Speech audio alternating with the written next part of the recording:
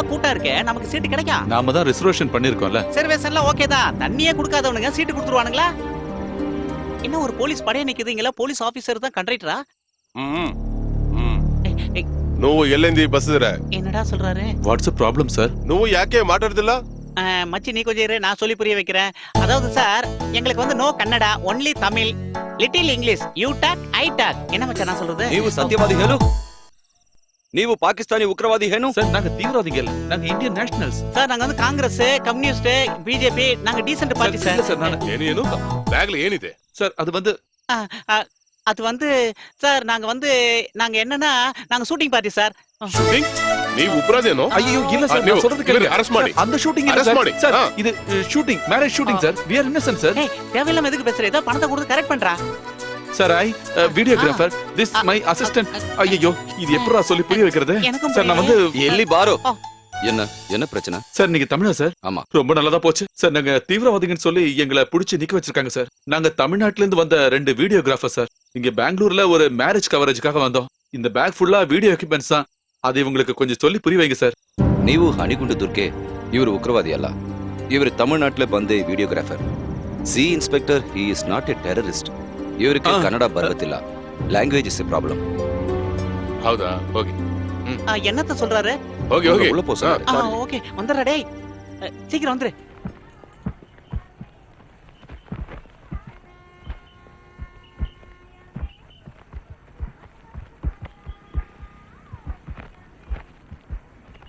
இந்த நன்றியை மறக்கவே மாட்டேன் சார். நீங்க மட்டும் வராம இருந்திருந்தா கண்டிப்பா பெரிய பிரச்சனையா இருக்கும் சார். ஆமா ஆமா சார். பாம்பேல தீவிரவாதிகளோட அட்டாக் அப்புறம் எல்லா இடத்துலயும் செக்கிங் ரொம்ப அதிகமாயிடுச்சு.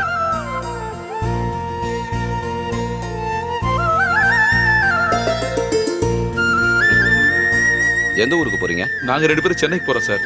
என் பேரு சதீஷ். நாங்க ஒரு ஸ்டுடியோ நடத்திட்டு இருக்கேன். இது என் அசிஸ்டன்ட் சுந்தர். ஸ்டுடியோவை கம்ப்ளீட்டா மேனேஜ் பண்றது நான் தான். எடிட்டிங், கிராபிக்ஸ், டிசைனிங் எல்லாத்தையுமே பிச்சு உதறிடுவேன். நான் இல்லனா ஸ்டுடியோவே இல்ல சார். என்ன நான் சொல்றது? நானும் சென்னை தான். என் பேர் சுரேஷ். நீங்க என்ன பண்றீங்க சார்? பிசினஸ் பண்ணிட்டு இருக்கேன்.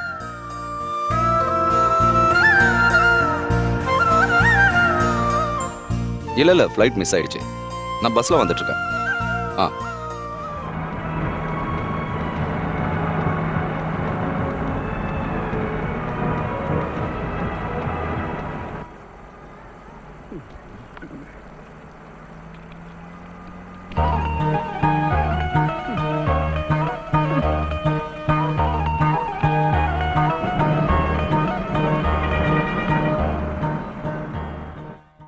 பேக மேல வச்சுட்டு கொஞ்சம் ஃப்ரீயா இருக்கலாம்ல? வேண்டாம் சார், இதுல கேமரா இருக்கு. இதான் என்னோட உயிர். இது மேல இருந்து கீழே ஏதாவது விழுந்துருச்சுன்னா புதுசு வாங்குறது பணம் இல்ல. பொருளாதார நெருக்கடியால அதிகமா பிரச்சனை அனுபவிக்கிறது எங்களை மாதிரி ஆளுங்க தான். 2 கல்யாணம் 2 வளகாப்பு கிடைச்சா பிரச்சனை தீந்துரும்ல? இல்ல சார், பழைய மாதிரி வேலை இல்ல. ஃப்ரீலான்ஸ் ஆளுங்க நிறைய பேர் வந்ததுனால இப்பெல்லாம் வேலை கிடைக்கிறதே இல்ல. அவங்களுக்கு ஸ்டுடியோ வேண்டாம், வாடகை கொடுக்க வேண்டாம், ஸ்டாஃப் வேண்டாம். ஒரு கம்ப்யூட்டர் மட்டும் இருந்தா பிரச்சனை முடிஞ்சு போச்சு. நம்ம கல்யாணத்துக்கு உங்க அப்பா சம்மதிக்காம இருந்தா என்ன பண்ணிருப்ப? நான் உயிரோடவே இருந்திருக்க மாட்டேன். அந்த மாதிரி எல்லாம் பேசாத செல்லம். தெய்வீக காதல்.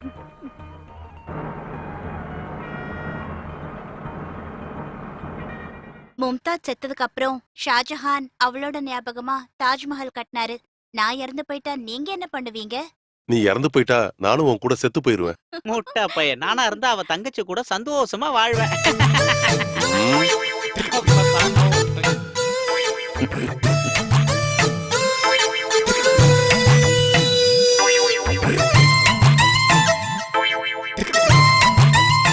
என்னாச்சு, தூக்கம் வரலையா? இல்ல சார், கொஞ்ச நாளாவே சரியா தூக்கமே வரதில்ல. முன்னெல்லாம் பஸ்ல நான் நின்னுகிட்டே தூங்கியே பயணம் பண்ணிருக்கேன். சரி, இப்ப என்னாச்சு? என்னன்னு சொல்றது, ஒவ்வொரு பிரச்சனை, மனசுக்கு சுத்தமா நிம்மதியே இல்ல.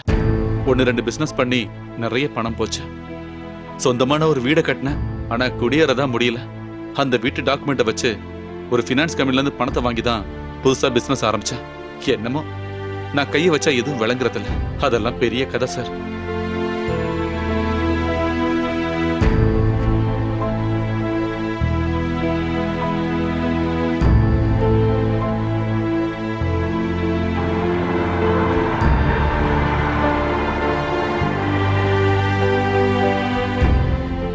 உங்களுக்கு தூக்கம் வரதா இருந்தா தூங்குங்க. ராத்திரி பயணத்துல நானும் தூங்குறது இல்ல. இந்த டிரைவர் தூங்கிட்டாருன்னு வைங்க, இல்ல நான் தூங்குறதுனாலே ஒண்ணும் ஆக போறது இல்ல. சொல்ல போனா நம்ம 2 பேருமே இன்னைக்கு தூங்க போறது இல்ல. சரி, நம்ம 2 பேரும் தூங்காம முழிச்சிட்டு இருக்கிறதுனால ஏதாவது பேசிட்டு இருக்கலாமே. கண்டிப்பா சார். நீங்க தப்பா நினைக்கலனா உங்க பிரச்சனை என்னன்னு என்கிட்ட சொல்லுங்க. பிரச்சனைகளை மத்தவங்க கிட்ட சொல்லும்போது மனசுக்கு ஒரு நிம்மதி கிடைக்கும். சொல்றேன் சார், நான் எல்லாமே சொல்றேன். ஒரு வீடியோகிராஃபரா இருந்த எனக்கு மனசுக்குள்ள நிறைய கனவுகள் இருந்தது. Cut cut cut cut. புது பொண்ணோட ஸ்மைல் சரியா வரல, இன்னொரு தடவை ட்ரை பண்ணலாம். சுந்தர், என்ன அந்த ஸ்மைல் எப்படின்னு சொல்லி கொடு. எந்த மாதிரி ஸ்மைல் வேணும்னு சொல்லு. டேய், கல்யாணத்துக்கு அடுத்த நாள் புது பொண்ணோட முகத்துல வர அருமையான அந்த புன்சிரிப்பு, அத கொஞ்சம் சொல்லி கொடு. ஓ, அந்த ஸ்மைல் தான் வேணுமா? இதோ இப்ப சொல்லி கொடுத்துறேன். ஓகேவா? டேய் சுந்தர், நீங்க வா. என்ன என்னாச்சு? டேய், இது வாடா புன்சிரிப்பு. இது முதல்ல பவர் ஸ்டார் நடிச்ச படத்துல அவர் சிரிக்கிற மாதிரியே இருக்கு. ஆஹா. நீ கொஞ்சம் காட்டு. ஐயோ அம்மாடி, கொஞ்சம் இயல்பா சிரிச்சு காட்டேன். அவ்வளவுதான். ஓகே, இதத்தான் நானும் சொன்னேன், மறந்துட்டாங்க. சுந்தர், என்ன அவங்களுக்கு அந்த ப்ரொஃபைல் ஷாட் கொஞ்சம் காட்டி கொடு. இந்த ப்ரொஃபைல அப்படி இப்படி திருப்பி கொஞ்சம் இப்படி டவுன் டேய், பண்ணி. வேண்டாம், அவ்வளவு வேண்டாம். ஃபேஸ்ல இருக்க மேக்கப் எல்லாம் போயிடும்டா. உடம்புல தொடாம காட்டினா போதும். கொஞ்சம் சொல்லி கொடுக்குறியா? இப்படி தானே சொன்னேன், கரெக்டா? Okay, ready. ஃபைன். நான் சொன்னது அப்படியே செஞ்சுட்டாங்க. ஓகே, ஒரு கல்யாண ஆல்பத்துக்காக நான் ஏன் இந்த மாதிரிலாம் பண்றேன்னு நீங்க யோசிக்கலாம். நான் செய்யற வேலையில பெர்ஃபெக்ஷன், குவாலிட்டி இருக்கணும். என்னோட ஷார்ட்ஸ் எல்லாமே சினிமா ஸ்டைல்ல தான் இருக்கும். அது உங்களோட கல்யாண சிடி பார்க்கும்போது உங்களுக்கு புரிஞ்சிடும். இவர் இந்த மாதிரி கேமரா தூக்கிட்டு இங்க சுத்த வேண்டிய ஆளே கிடையாது. ஒருவேளை ஒரு சினிமால இருந்திருந்தா ஒரு சந்தோஷ் சிவன், ஒரு பாலு மகேந்திரா மாதிரி இவர் ஆயிருந்திருப்பாருன்னு சொல்றாரு. கொஞ்சம் இங்க வரீங்களா? இதோ வந்துட்டேன். டேய், தயவு செஞ்சு என்ன கொஞ்சம் வாழ விடுங்களேன்டா. போங்கடா, பேக் அப். Thank you.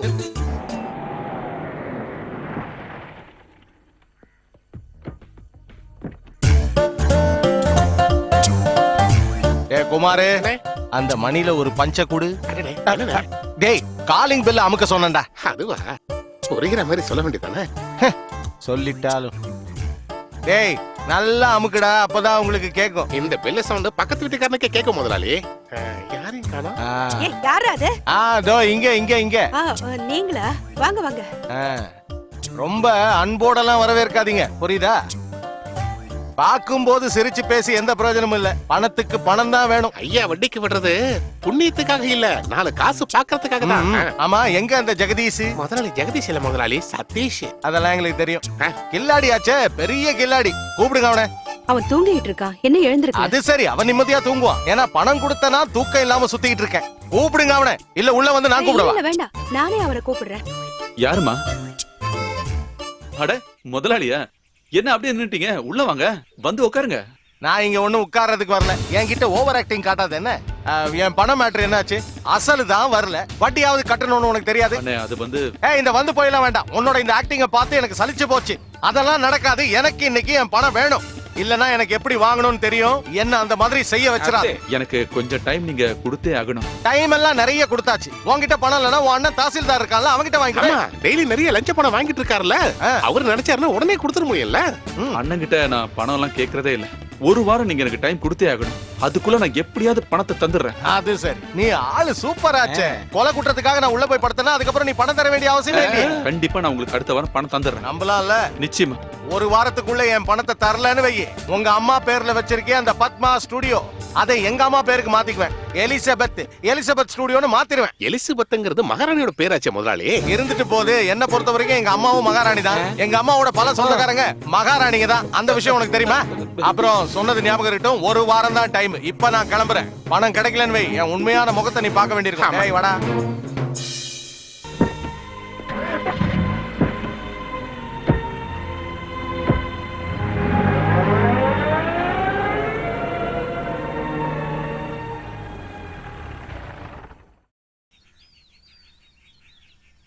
சசியாரு.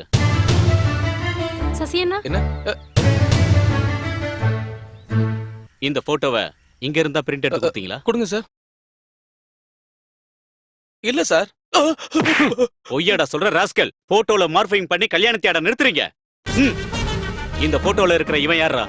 இது பக்கத்து தெருவுல இருக்கிற கோபால் சார். இந்த ஸ்டுடியோவோட ஓனர் யாரு? அது எது கேக்குறீங்க? வாயை மூடுடா. சார் எங்க முதலாளி பேரு சதீஷ். இவனை நாங்க கூட்டிட்டு போறோம். அந்த ஆள் வந்தா ஸ்டேஷனுக்கு வர சொல்லு. ஏய் அடடா. சீக்கிரம் வர சொல்லுமா அவரை.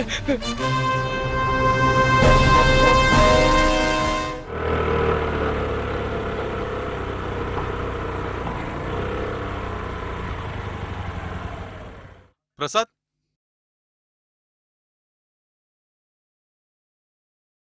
என்னடா என்ன விஷயம்? மொத்தமா பிரச்சனை ஆயிடுச்சு. இந்த காலத்துல எவனையுமே நம்ப முடியல. என்னடா விஷயம் என்னன்னு சொல்லு. ஏதோ ஒரு பொண்ணோட பையனோட போட்டோ மாஸ்கிங் பண்ணி அதை பிரிண்ட் போட்டு கொடுத்ததுனால சசியை போலீஸ் அரெஸ்ட் பண்ணி கொண்டு போயிட்டாங்க. என்னையே ஸ்டேஷனுக்கு வர சொல்லிருக்காங்களா? ஓ, உங்ககிட்ட எத்தனை தடவை சொல்லியிருக்கேன் நமக்கு நம்பிக்கையானவங்கள தான் வேலைக்கு வச்சுக்கணும்னு. இந்த மேட்ரு மட்டும் வெளியே தெரிஞ்சுன்னு வை, உன் ஸ்டுடியோக்கு யாராவது போட்டோ எடுக்க வருவாங்களா? அவன் இந்த மாதிரி பண்ணுவான்னு நான் கொஞ்சம் கூட எதிர்பார்க்கல. இப்ப என்ன செய்யறதுன்னே தெரியல. அந்த எஸ்ஐ உனக்கு நல்ல பழக்கம் இருக்குல்ல? பழக்கலாம் இருக்கு, ஆனா அந்த ஆளு ஒவ்வொரு நேரத்திலயும் ஒவ்வொரு மூட்ல இருப்பாரு. உனக்கு தெரியாதுன்னு சொல்றதுல அர்த்தமே இல்ல. உன் ஸ்டுடியோல இருந்து தான் இந்த போட்டோவை பிரிண்ட் எடுத்து கொடுத்திருக்காங்க. நீ அந்த குடும்பத்தை பத்தி கொஞ்சமாவது யோசிச்சு பாரு. இனி யாராவது ஒரு பையன் அந்த பொண்ணு கல்யாணம் பண்ண முன் வருவானா? இந்த விஷயத்துக்கு இவனுக்கு சம்பந்தமே இல்ல சார். யாருக்குமே தெரியாம ஸ்டுடியோல வச்சு சசி தான் அந்த பிரிண்ட போட்டு கொடுத்துருக்கான் சார். யாரு போட்டு கொடுத்தாலும் பிரச்சனை இல்ல. ஸ்டுடியோ ஓனருங்கிற முறையில இந்த ஆளுக்கு அதுல பங்கு இருக்கு. இது கிரிமினல் அஃபென்ஸ் தெரியல. இப்படி எல்லாம் நடந்ததுல இவனுக்கும் ரொம்ப வருத்தம் இருக்கு சார். நான் விசாரிச்சு பார்த்ததுல எனக்கு பழக்கமானவரோட பொண்ணு தான் சார் அது. நாங்க இன்னைக்கே போய் அவரை பாக்குறோம். உனக்கும் இதுக்கும் எந்த சம்பந்தமும் இல்லைன்னு இவர் சொன்னதுனாலதான் உன்னை விடுறேன். ஆனா இந்த திமிர் பிடிச்சவன் இருக்கானே, இவனை நான் விடவே மாட்டேன். சார், இந்த ஒரு தடவை நீங்க இவங்க மேல கொஞ்சம் கருணை காட்டுங்க. ஒரு நிமிஷம், நீ மட்டும் போனா போதும். நான் இங்கே நிக்கிறேன். அப்புறம் எதுக்கு நீ வந்த? அதுக்கு இல்ல, நான் தான் ஸ்டுடியோ ஓனர்னு தெரிஞ்சா அவங்க ஒருவேளை. அவங்க அந்த மாதிரியான ஆள் கிடையாது. நான் தானே கூட்டிட்டு வந்தேன். வா. அட யாரு இது? வா வா வா வா, வந்து உட்காரு. உட்காருப்பா. என்னாச்சு திடீர்னு வந்திருக்க? நடந்த விஷயத்த கேள்விப்பட்டேன், உங்களை வந்து பார்க்கணும்னு தோணுச்சு, அதான் வந்தேன். ஏதேதோ நடந்து போச்சு. ஆமா, இவர் யாரு? இவன் சதீஷ், என் சிஷியன் தான். இவர் ஸ்டுடியோல இருந்த ஒருத்தன் தான் நம்ம ஸ்ரீஜாவோட கல்யாணத்தை தடுக்க போட்டோ எடுத்து கொடுத்தவன். பணம் சம்பாதிக்க இது ஒரு நல்ல வழி தானே. இதை விட வேற. உங்களோட நிலைமை எனக்கு நல்லா புரியுது. அதோட உண்மை நிலவரம் என்னன்னு சொல்லிட்டு போக தான் நாங்க வந்தோம். இதுக்கு காரணம் இவன் இல்ல. இந்த விஷயத்துல இவன் நிரபராதி. ஆமாங்க, நான் ஊர்ல இல்லாத நேரம் பார்த்து உங்க பொண்ணோட லவ்வர்னு சொல்லி எவனோ ஒருத்தன் வந்து என் அசிஸ்டன்ட்டுக்கு பணத்தை கொடுத்து இந்த மாதிரி செய்ய வச்சுட்டான். இப்படி எல்லாம் நடந்ததுக்காக மன்னிப்பு கேட்க தான் நாங்க இங்க வந்தோம். இனிமே மன்னிப்பு கேட்டு என்ன பிரயோஜனம் இருக்கு? என் பொண்ணு வாழ்க்கையே போயிடுச்சு, அதை திருப்பி தர முடியுமா?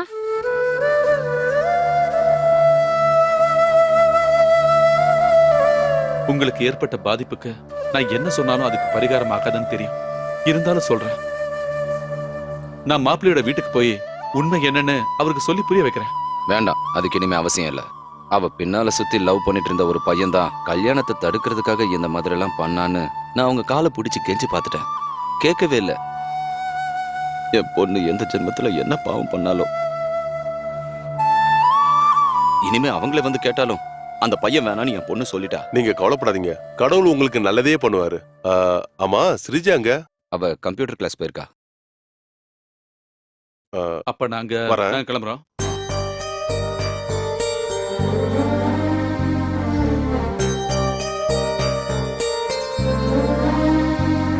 என்னம்மா, படிப்புலாம் எப்படி போயிட்டு இருக்கு?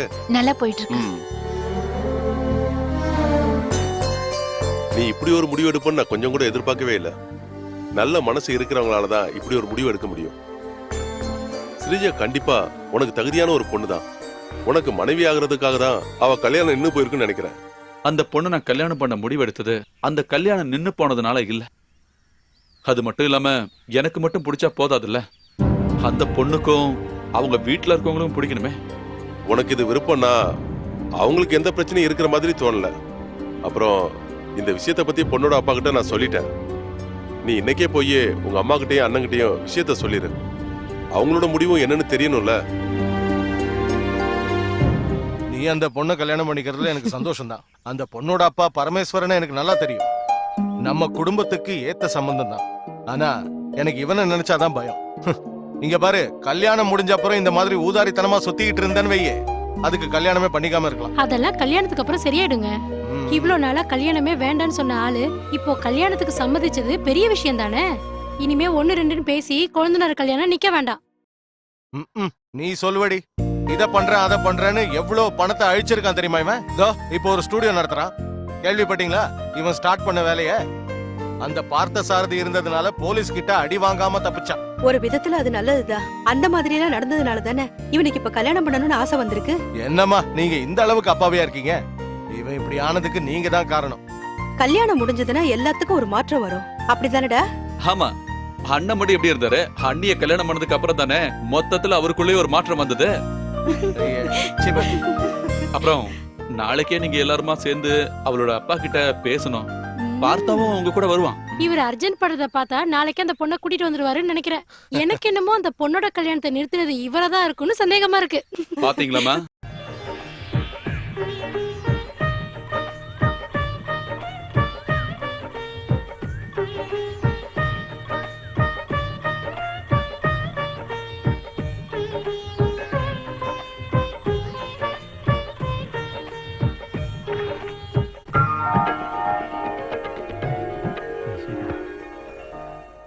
ஆ ஆ, இத இத எங்க வைக்கிறது? வேண்டாம், இங்க இருக்கட்டும். இந்த கேமரா வேண்டாம், இங்க வச்சலாமா? எங்க வைக்கிறது?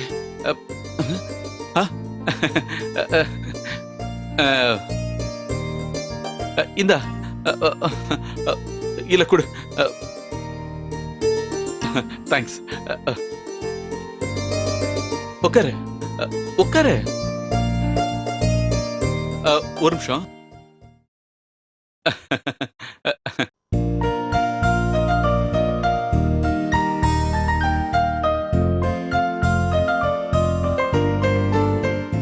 போன் ஆஃப் பண்ணிடல. போட்டோ மாஸ்க் பண்ண சசிக்கு தான் முதல்ல என் நன்றியை சொல்லணும். அந்த ஃப்ராடுக்கா? ஆமா, அவ அன்னைக்கு அந்த மாதிரி பண்ணதுனால தானே எனக்கு ஒண்ணு கிடைச்சது. யாரு இந்த ராத்திரியில? Happy married life. பிரசன்டேஷன் கொடுத்துட்டு ஓடிலான்னு பாக்குறியா? வாடா உள்ள. காலையில கல்யாணத்துக்கு வர முடியாததால முதல்ல சாரி கேட்டுக்கிறேன். என்ன மாதிரி ப்ரொடக்ஷன் மேனேஜர்ஸ்க்கு சொந்த வேலைகளை பாக்குறதுக்கு ப்ரொடியூசர்ஸ் நேரம் தரதே இல்ல. அதுதான் பிரச்சனையே. இந்த இப்படி என்னோட கடமையை நான் செஞ்சுட்டேன். கல்யாணத்துக்கு வரதுக்காக நான் எவ்வளவோ முயற்சி பண்ணி பார்த்தேன். பாண்டிச்சேரி தான் லொகேஷன். பத்தா குறைக்கு அஜித் சார் தான் ஹீரோவே. அதுக்கப்புறம் அங்கிருந்து நகர முடியுமா? யோசிச்சு பாரு. சரி, நான் உடனே கிளம்பிடுறேன்ப்பா. உன்னோட சிவபூஜையில நான் கரடியா நுழையறதுக்கு விரும்பல. உன் பொண்டாட்டியை கூப்பிடு. ஸ்ரீஜா, நீ உட்கார்ற. ஸ்ரீஜா, என்னடா இது பெரும் தொல்லையா இருக்கு. முடியாது, போக முடியாது, விட மாட்டேன். அட்வான்ஸ் காசு ₹1 கூட குறையாம வாங்கினல. இப்ப மகேஷ் பாபு கூட நடிக்க போறேன்னு சொன்னா அது முடியாது. No no no no, nothing doing. யாரு?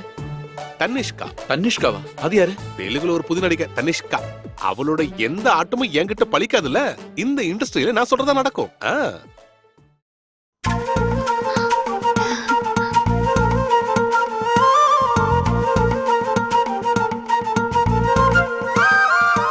எனக்கு ரொம்ப சந்தோஷமா இருக்குடா.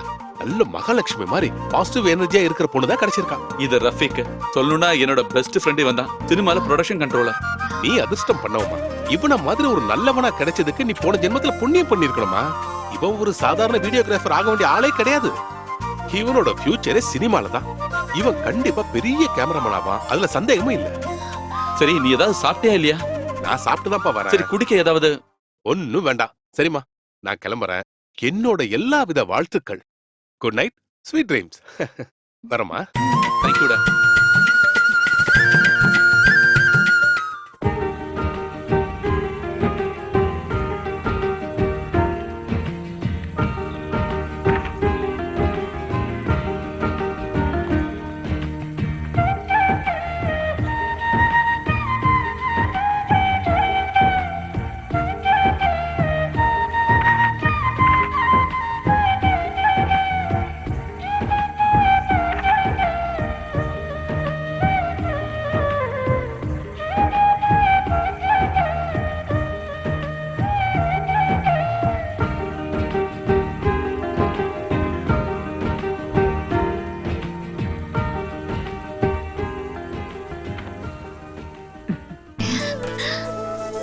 சாப்பாட்டுக்கு அது வேணும் இது வேணும்னு அவன் எப்பவும் அடம்பிடிக்க மாட்டான். கருணக்கிழங்கு பொரியலும் ரசமும் இருந்தா போதும், அவனுக்கு அதுவே தாராளம். ஆனா அவங்க அண்ணனுக்கு வாரத்துல ஒரு நாளாவது நான்வெஜ் பண்ணி ஆகணும், இல்லனா இங்க பெரிய பிரச்சனையே பண்ணிடுவான். அவனுக்கு கல்யாணம் பண்ணி வச்சதுக்கு அப்புறம் அந்த தலைவலி எனக்கு இல்ல. அவன் பொண்டாட்டி நல்லாவே சமைப்பா. நான்வெஜ் செய்யறதுக்கு எனக்கு தெரியாதே. பொம்பளை பசங்க எல்லாமே கத்துக்கணும். நான் கல்யாணம் முடிச்சு இந்த வீட்டுக்கு வரும்போது என்னோட மாமியார் இந்த வீட்ல இருந்தாங்க. அவங்க என்கிட்ட சொன்ன விஷயம் என்ன தெரியுமா? கல்யாணம் முடிஞ்சு ஒரு வீட்டுக்கு வர பொண்ணு தெரிஞ்சுக்க வேண்டிய விஷயம் புருஷனுக்கு என்னென்ன பிடிக்குங்கிறதுதான். வாய்க்கு ருசியா புருஷனுக்கு பிடிச்சத செஞ்சு பரிமாறினா குடும்பத்துல பல பிரச்சனைகள் வராதுன்னு அவங்க சொல்லுவாங்க. இவங்களோட அப்பா சாகுற வரைக்கும் நான் அந்த மாதிரி தான் செஞ்சேன். நீயும் அதை எப்பவும் ஞாபகத்துல வச்சுக்கோ. சதீஷ் ரொம்ப பாவம். யார் என்ன சொன்னாலும் அதை அப்படியே நம்புவான். தேவையில்லாம எல்லா பிரச்சனைகளையும் போய் அவனே மாட்டிப்பான். இதனாலேயே இவங்க 2 பேருக்குள்ள அடிக்கடி சண்டை வரும். இவங்க 2 பேர்கிட்டயும் நான் தான் அவஸ்தைப்பட்டுட்டு இருக்கேன். மூத்தவனுக்கு கல்யாணம் முடிஞ்சு 10 வருஷம் ஆச்சு. அவனுக்கு இன்னும் குழந்தைகளே இல்ல. அந்த துக்கத்தை அவன் மனசுல அடக்கி வச்சிருக்கான். எப்பவுமே அதை வெளியில காட்ட மாட்டான்.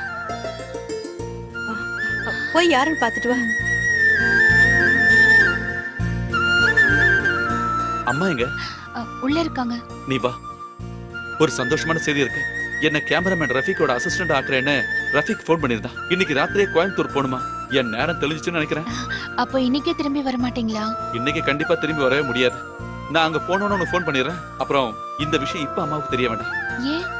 சினிமா வேலைக்கு தான் நான் போறேன்னு தெரிஞ்சா நான் ஸ்டுடியோ பார்க்காம ஊரை சுத்திட்டு இருக்கேன்னு அம்மா சண்டை போடுவாங்க. ஐயோ, பொய் சொல்லி போறீங்கன்னு தெரிஞ்சா அத்தை என்ன பத்தி என்ன நினைப்பாங்க? அதெல்லாம் பரவாயில்ல. அம்மாவோட மனசு வருத்தப்படாம இருக்கிறதுக்காக ஒரு சின்ன பொய். நீ வா, பேக் பண்ணலாம்.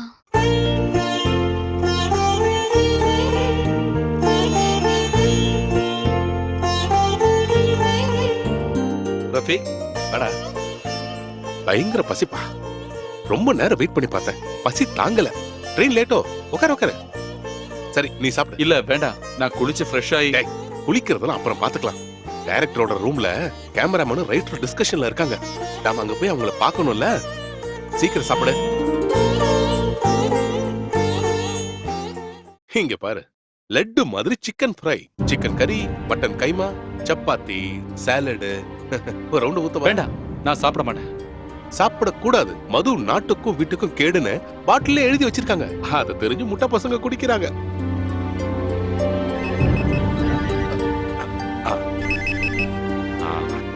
ஹலோ, என்னம்மா சொல்லு. சவுண்ட் வருதா? பழசாயிடுச்சுன்னா சத்தம்லாம் வருது, இயல்புதான். இப்ப எதுவுமே பண்ண முடியாது. ரொம்ப டிஸ்டர்பன்ஸா இருந்தா ஒண்ணு பண்ணு, அதை ஆஃப் பண்ணிட்டு குப்பர் படுத்து தூங்கு. கேக்குறேன். நச்சு குப்பத்துல ரோட்டோரம் படுத்து இருந்த பொண்ணு இப்ப அவளுக்கு ஸ்பிளிட்டேசில வர சவுண்ட் அலர்ஜியா இருக்காமா. யாரு? அந்த அசாந்தி வரும்போது காக்காவோட லெக் பீஸ் மாதிரி இருந்தா. ப்ரொடக்ஷன் சாப்பாடை சாப்பிட்டதுக்கு அப்புறம் தான் இந்த கலரு அழகெல்லாம் வந்துச்சு. இங்க பாரு, இந்த ப்ரொடக்ஷன் சாப்பாட்டை 2 வாரம் சாப்பிட்டேன்னா நீ ஷாருக் கான் மாதிரி ஆயிடுவ. சரி, இது எந்த மாதிரி டைப் சினிமா? இது ஃபுல்லா ஒரு ஃபேமிலி சப்ஜெக்ட் தான். டைவர்ஸ் ஆன புருஷன் பொண்டாட்டிக்கு நடுவுல நடக்கிற ஒரு பயங்கரமான பிரச்சனையை மையமா வச்சு ஒரு super black Bastar cinema. Super hit தான். சூப்பர் ஹிட் எல்லாம் ரிலீஸுக்கு அப்புறம் தானே சொல்ல முடியும். இதோட கதை தான் என்ன? கதெல்லாம் அதுக்கப்புறமா சொல்றேன். அதுக்கு முன்னாடி கேமராமேனை நாம போய் பார்த்தாகணும். அதுக்கப்புறம் வந்துட்டு குளிச்சிட்டு சாப்பிடு. இப்ப படத்தோட 3/4 ஷூட் பண்ணி முடிச்சாச்சு. இனிமே கிளைமேக்ஸ் என்னன்னு முடிவெடுக்காம அடுத்த சீனுக்கு போக முடியாது. May come in sir?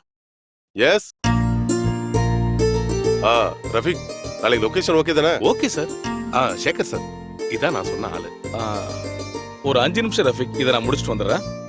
இப்ப நம்ம வச்சிருக்கிற கிளைமேக்ஸ் ரொம்ப சாதாரணமா இருக்கு. இந்த ஃபேமிலி சப்ஜெக்ட பொறுத்த வரைக்கும் எதிர்பாராத ஒரு முடிவு தான் கிளைமேக்ஸா இருக்கணும். அப்பதான் லேடிஸை நம்மளால கவர் பண்ண முடியும். நீங்க என்ன சொல்றீங்க சேகர்? கரெக்ட் தான் சார். ஸ்ட்ரைட்டா கதை சொல்லிட்டு போறதுல எந்த பிரயோஜனம் இல்ல, ஒரு ட்விஸ்ட் வேணும். அதத்தான் நானும் சொல்றேன். நீங்க வேற மாதிரி யோசிச்சு பாருங்களேன். 1-2 யோசிச்சிருக்கேன். அதுல பெட்டரானத இப்ப நான் சொல்றேன். லீகலா டைவர்ஸ் ஆகி பிரிஞ்சு இருக்கிற லேகாவுக்கும் ரவிக்கும் குடும்பத்துல இருக்கிற சொந்தக்காரங்க வேற கல்யாணம் பண்ண பாக்குறாங்க. இவங்க 2 பேருக்கும் வேற ஒருத்தர் கூட வாழ்றத பத்தி யோசிக்கவே முடியல. ஆனா அவங்களோட குழந்தை ரவி கூட தான் இருக்கா. குழந்தைய திரும்ப வாங்குறதுக்காக ரேகாவோட அப்பா குடும்ப நல கோர்ட்ல கேஸ் போட்டிருக்காரு. ஆனா குழந்தைக்கு அப்பாவும் வேணும், அம்மாவும் வேணும். இதுக்கு இடையில ரேகாவுக்கு அவங்க அப்பா வேற இடத்துல நிச்சயம் பண்றாரு. ரேகாவுக்கு கல்யாணம் நிச்சயம் பண்ணதை கேள்விப்படுற ரவிக்கு ரொம்ப ஷாக்கா இருக்கு. ரேகா இந்த கல்யாணத்துக்கு சம்மதிப்பான்னு ரவி கொஞ்சம் கூட எதிர்பார்க்கவே இல்ல. 2 பேருக்கும் எதுவுமே செய்ய முடியாத நிலைமை. கல்யாணத்தன்னைக்கு மணமேடையில ரேகா உட்காந்துகிட்டு இருக்கா. பக்கத்துல மணமகன் ஐயரு எதிரில மந்திரம் ஓதிக்கிட்டு இருக்காரு. ஆனா ரேகாவோட கண்கள் யாரையோ தூரத்துல தேடிக்கிட்டே இருக்கு.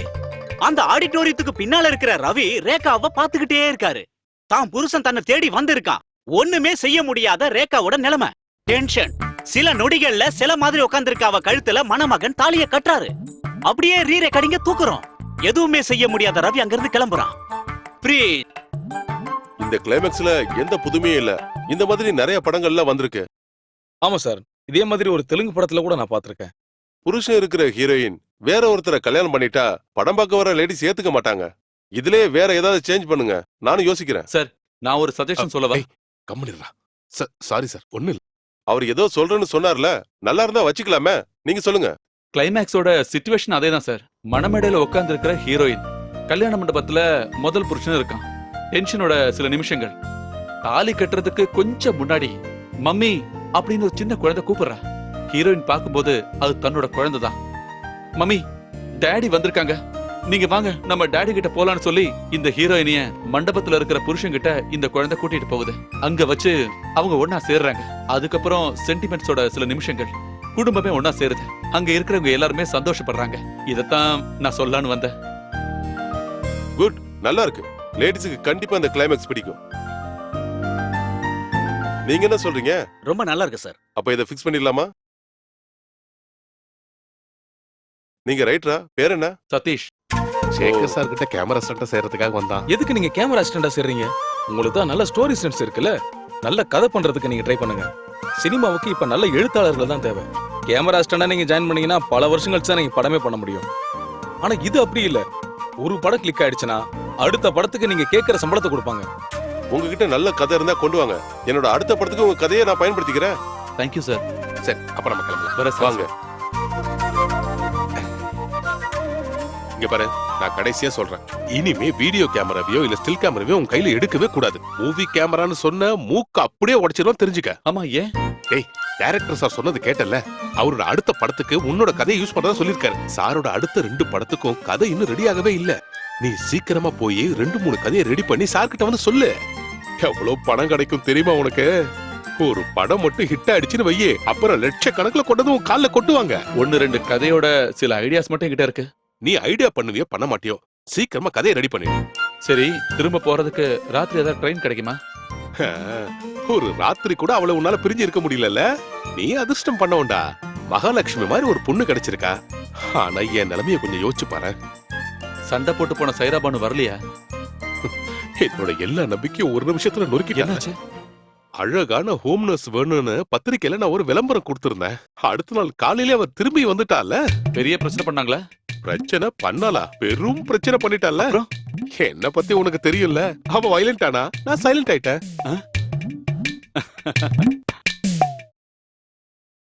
உன் முதலாளி இல்லையா? எங்க போயிட்டா? இல்ல, ஒரு வேலை விஷயமா மதுரைக்கு போயிருக்காரு. மதுரைக்கு போயிருக்கானா? பெரிய மதுரை வீரன். யாரை ஏமாத்துற? மதுரைக்கு பக்கத்துல தான் பழனி இருக்கு. அங்க போய் மொட்டை அடிச்சுக்கிட்டு தலையில சந்தனத்தை பூசிக்கிட்டு பர்மனண்டா அங்கேயே இருக்க சொல்ல அவன. எனக்கு பணத்தை கொடுக்காம ஒளிஞ்சுக்கிட்டு இருக்கான் அவன். இந்த வட்டி வின்சென்ட்டை எவனாலும் ஏமாத்த முடியாது. கரெக்ட். என்ன ராஜா பண்ற? கம்ப்யூட்டர்ல வந்து ஓ, சினிமா பாத்துட்டு இருக்கியா? இது யாரு? புது நடிகை? ஐயோ, இது சினிமா நடிகை இல்லனே, இது மணப்பெண்ணே. இவள நான் போட்டோஷாப்ல ஏத்திக்கிட்டு இருந்தேனே. பஞ்ச பரதேசி. இந்த மாதிரி பொண்ணுங்களை ஷாப்ல ஏத்தி அவங்க வாழ்க்கையை கெடுக்கிறதே உங்களுக்கு வேலையா போச்சுன்னு எனக்கு தெரியும். என்னடா அது கருப்பு பெட்டி மாதிரி இருக்கு? அண்ணா, அது கேமராண்ணா. எவ்வளவு வேலை இருக்கு? இது வந்து டிஜிட்டல்னா 1.5 லட்சம் ரூபாய்க்கு மேல இருக்கும். அதை அப்படியே தூக்கு. ஐயோ அண்ணா, அதை கொண்டு போயிடாதீங்க. அப்புறம் போட்டோ எடுக்க வேற கேமரா இல்ல. வேண்டாம், கேமரா இல்லாம போட்டோ எடுத்தா போதும். என்ன முதலாளி? அது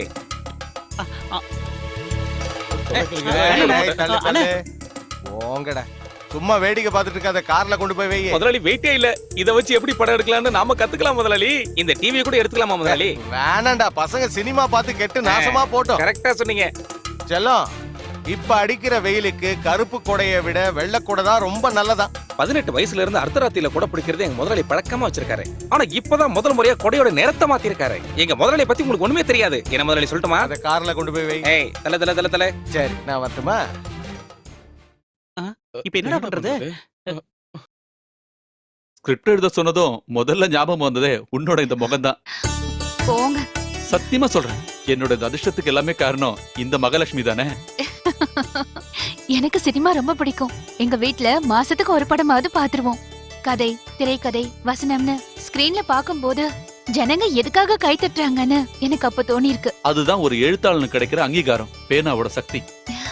இந்த விஷயத்த அத்தை கிட்ட சொல்ல வேண்டாம். வேண்டாம் வேண்டாம், இப்ப சொல்ல வேண்டாம். இப்போதைக்கு சஸ்பென்ஸாவே இருக்கட்டும். எல்லாம் ஓகே ஆனதுக்கு அப்புறம் சொல்லலாம்.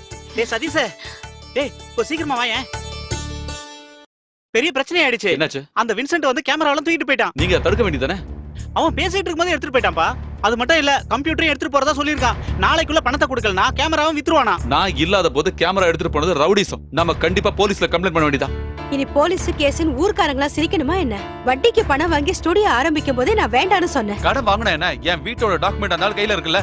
அந்த பணத்துக்கு இதுக்கு மேல கேரண்டி தேவையே இல்ல. உன் அண்ணனுக்கு இந்த விஷயம் தெரிஞ்சா பெரிய பிரச்சனை தான். மானம் போயிடுச்சுன்னு சொல்லி என்ன நிம்மதியா இருக்க விட மாட்டான். அப்போ அண்ணனோட மானத்தை பத்தி தான் உங்களுக்கு கவலை இல்ல? அவனுக்கு அவ்வளவு மான ரோஷம் இருந்தா கொஞ்சம் பணம் எனக்கு தர சொல்லு. டேய், இது நாள் வரைக்கும் அவனுக்கு எவ்வளவு பணம் கொடுத்திருக்கான்?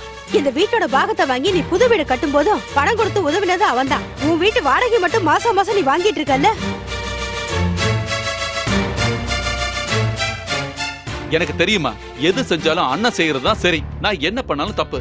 ஏன்னா அவன் பெரிய தாசில்தாராச்சே. உங்ககிட்ட நான் என்னன்னு சொல்றது? எனக்கு நீங்க ரெண்டு பேருமே ஒண்ணுதான். அவர் இறந்ததுக்கு அப்புறம் ஒன்ன வளர்க்க தான் நான் ரொம்ப கஷ்டப்பட்டிருக்கேன். அவனுக்கு செஞ்சதை விட உனக்கு தாண்டா நான் அதிகமா செஞ்சிருக்கேன். நீ நேரா ஸ்டுடியோக்கு போ.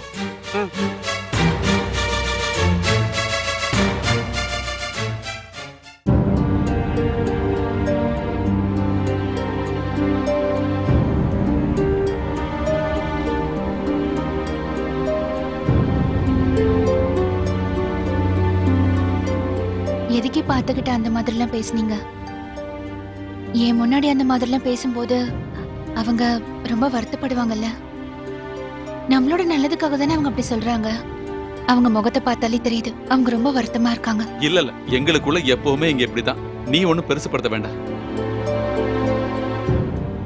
நான் அந்த வின்சென்ட போய் பார்த்துட்டு வந்துடுறேன். இருங்க, அங்க போய் நீங்க தேவையில்லாம பிரச்சனை எல்லாம் பண்ண வேண்டாம். பார்த்தானாவையும் கூட்டிட்டு போங்களேன். ம்.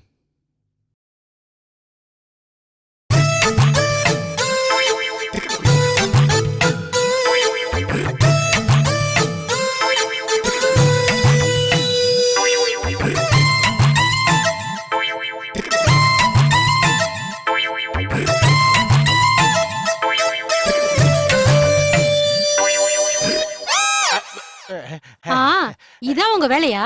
யோகாசனம்னு சொல்லி இங்க வந்து உட்காந்துட்டு பக்கத்து வீட்டு பொம்பளைய பாத்துட்டு இருக்கீங்களா? இவ்வளவு வயசாகி போயிடுச்சுல, இதெல்லாம் நிறுத்த கூடாதா? அடியே, யோகாசனம் பண்ணும்போது எதையாவது பாத்துக்கிட்டே பண்ணணும்னு யோகாச்சாரியார்கள் சொல்லிருக்காங்க. அவங்க எது வேணாலும் சொல்லுவாங்க. ஆனா பக்கத்து வீட்டுக்காரி புருஷன் கராத்தே மாஸ்டர்ன்றத மறந்துடாதீங்க. இங்க பாருங்க, உங்களை பார்க்க 2 பேர் வந்திருக்காங்க. லேடிஸ் இல்லல்ல? இல்ல. அப்போ ஒர்க் அவுட் ஆச்சு அதுக்குள்ள. வாங்க.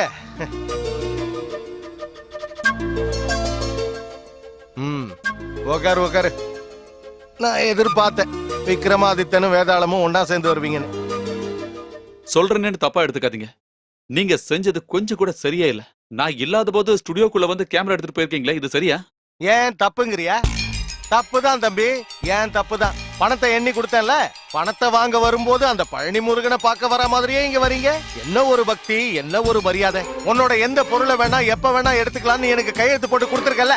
அப்புறம் என்னடா பெருசா பேசிட்டு இருக்க? இது வெறும் ட்ரெய்லர் மட்டும்தான். பாக்கி பணத்துக்காக ஒரு லாரிய வாடகைக்கு எடுத்துக்கிட்டு உன் வீட்டுக்கே வந்துருவேன். எதுக்கு நான் இப்படி தேவையில்லாம பேசிட்டு இருக்கீங்க? உங்களுக்கு தர வேண்டிய பணத்துக்காக என் வீட்டு டாக்குமெண்ட் நான் உங்ககிட்ட தானே கொடுத்துருக்கேன். டாக்குமெண்ட்டை வச்சுக்கிட்டு என்ன பண்றது? நாக்கு வழிக்கவா? உன் டாக்குமெண்ட்டை வச்சு கோர்ட்டு கேஸ்னு அலையறதுக்கு என்னால முடியாது. கண்டிப்பா அப்படிலாம் நடக்காது. 3 லட்சம் ரூபாய் வாங்கினதுல அவன் நிறைய பணம் கொடுத்துட்டான்ல, பாக்கியையும் கொஞ்சம் கொஞ்சமா கொடுத்துருவான். அந்த கேமராவை திருப்பி கொடுத்துருங்க, இல்லனா அவன் ஸ்டுடியோல இருக்கிற வேலை எல்லாம் நின்னு போயிடும். நிக்கட்டுங்கிற அப்பதானே என் வேலை நடக்கும். நான் 2 நாள் டைம் தரேன், இல்லனா கேமராவை எவனுக்காவது வித்துருவேன். நீ ஸ்டுடியோல இருந்து துரத்தி விட்டியா அந்த சசி பையன்? அவன் அந்த கேமராவை கேட்டுக்கிட்டே இருக்கான். புதுசா ஸ்டுடியோ ஆரம்பிக்க போறானா? அதோட உன் கதை முடிஞ்சிடும். என் கேமரா அவனுக்கு கொடுத்தீங்கன்னா நீங்க கண்டிப்பா போலீஸ் ஸ்டேஷன் வர வேண்டியிருக்கும். என்னடா பயமுறுத்துறியா? வரட்டும்டா போலீஸ். நான் பார்க்காத போலீஸா? போலீஸ் என்ன தூக்குறதுக்கு முன்னாடி நான் உன்னை தூக்கிடுவேன். அப்ப நீ என்ன ரவுடிசம் பண்ணலாம்னு பாக்குறியா? அப்படிலாம் பண்ணணும்னா நீ இன்னொரு தடவை பிறக்கணும். எங்க அம்மாவும் அப்பாவும் இறந்துட்டாங்களே, இல்லைன்னா ட்ரை பண்ணிருப்பேன். இவனுக்கு கொஞ்சம் டைம் கொடுன்னு உங்ககிட்ட மரியாதையா நான் சொல்லிட்டேன். ஆனா நீ என்கிட்ட ரவுடி மாதிரி பேசுற. உன்னால முடிஞ்சதை நீ செய். வாடா. டேய் இல்லடா, அந்த ஆள் என்ன பண்றான்னு நான் பாக்குறேன். நீ வா. அண்ணே வாடா.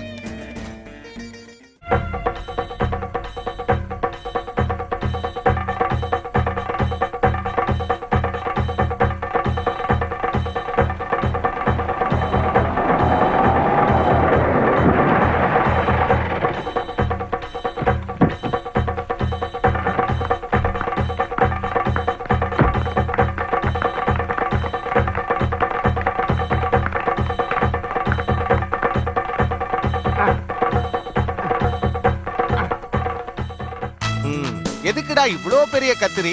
இது ஒண்ணும் தையல் கடை கிடையாதே, சின்னதா வாங்க வேண்டியதானே. ஏன் அனாவசியமா செலவு பண்ற? அண்ணா நான் இதை காசு கொடுத்து வாங்கல, ஆ. பக்கத்து கடையில ஓசில வாங்கினேன். புத்திசாலி பையன், நீ நல்லா வருவடா.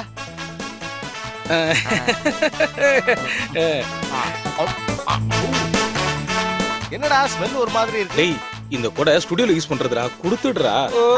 இந்த கொடைய நான் சதீஷோட கடையில இருந்து தான் எடுத்தேன். ஆமா. இந்த வெள்ளை கொடைய வச்சுக்கிட்டு நடக்க ஆரம்பிச்சதுல இருந்து நான் வெள்ளையாயிட்டேன்னு என் பொண்டாட்டி சொல்றா. முதலாளி அம்மா பொண்டாட்டி கூட கிடையாது, என் பொண்டாட்டி சொல்றா. இந்த கொடை நீங்க பிடிக்க ஆரம்பிச்சது ரொம்ப வெள்ளையாயிட்டீங்களா? உன் பொண்டாட்டி சொன்னா அது கரெக்ட் தான். அண்ணே இவன் தான் என்னோட புது பார்ட்னர் சாரதி. சாரதி ஆ. சாரதி சசி, ஆ. அதான் சாசா. ஏய் பணம் ஏதாவது வேணும்னா கூச்சப்படாம கேளு. கண்டிப்பாண்ணே, நீ சதீஷோட ஸ்டுடியோல இருந்து வந்துட்டியா? அதனாலதான் இவன் இங்க கூட்டிட்டு வந்துட்டேன். அப்ப இங்கேயும் வேலை கம்மியாயிடும். அண்ணே ஒரு நல்ல நாள் அதுமா அவசகுணமா பேசாதீங்கண்ணே. ஆமா. ம்.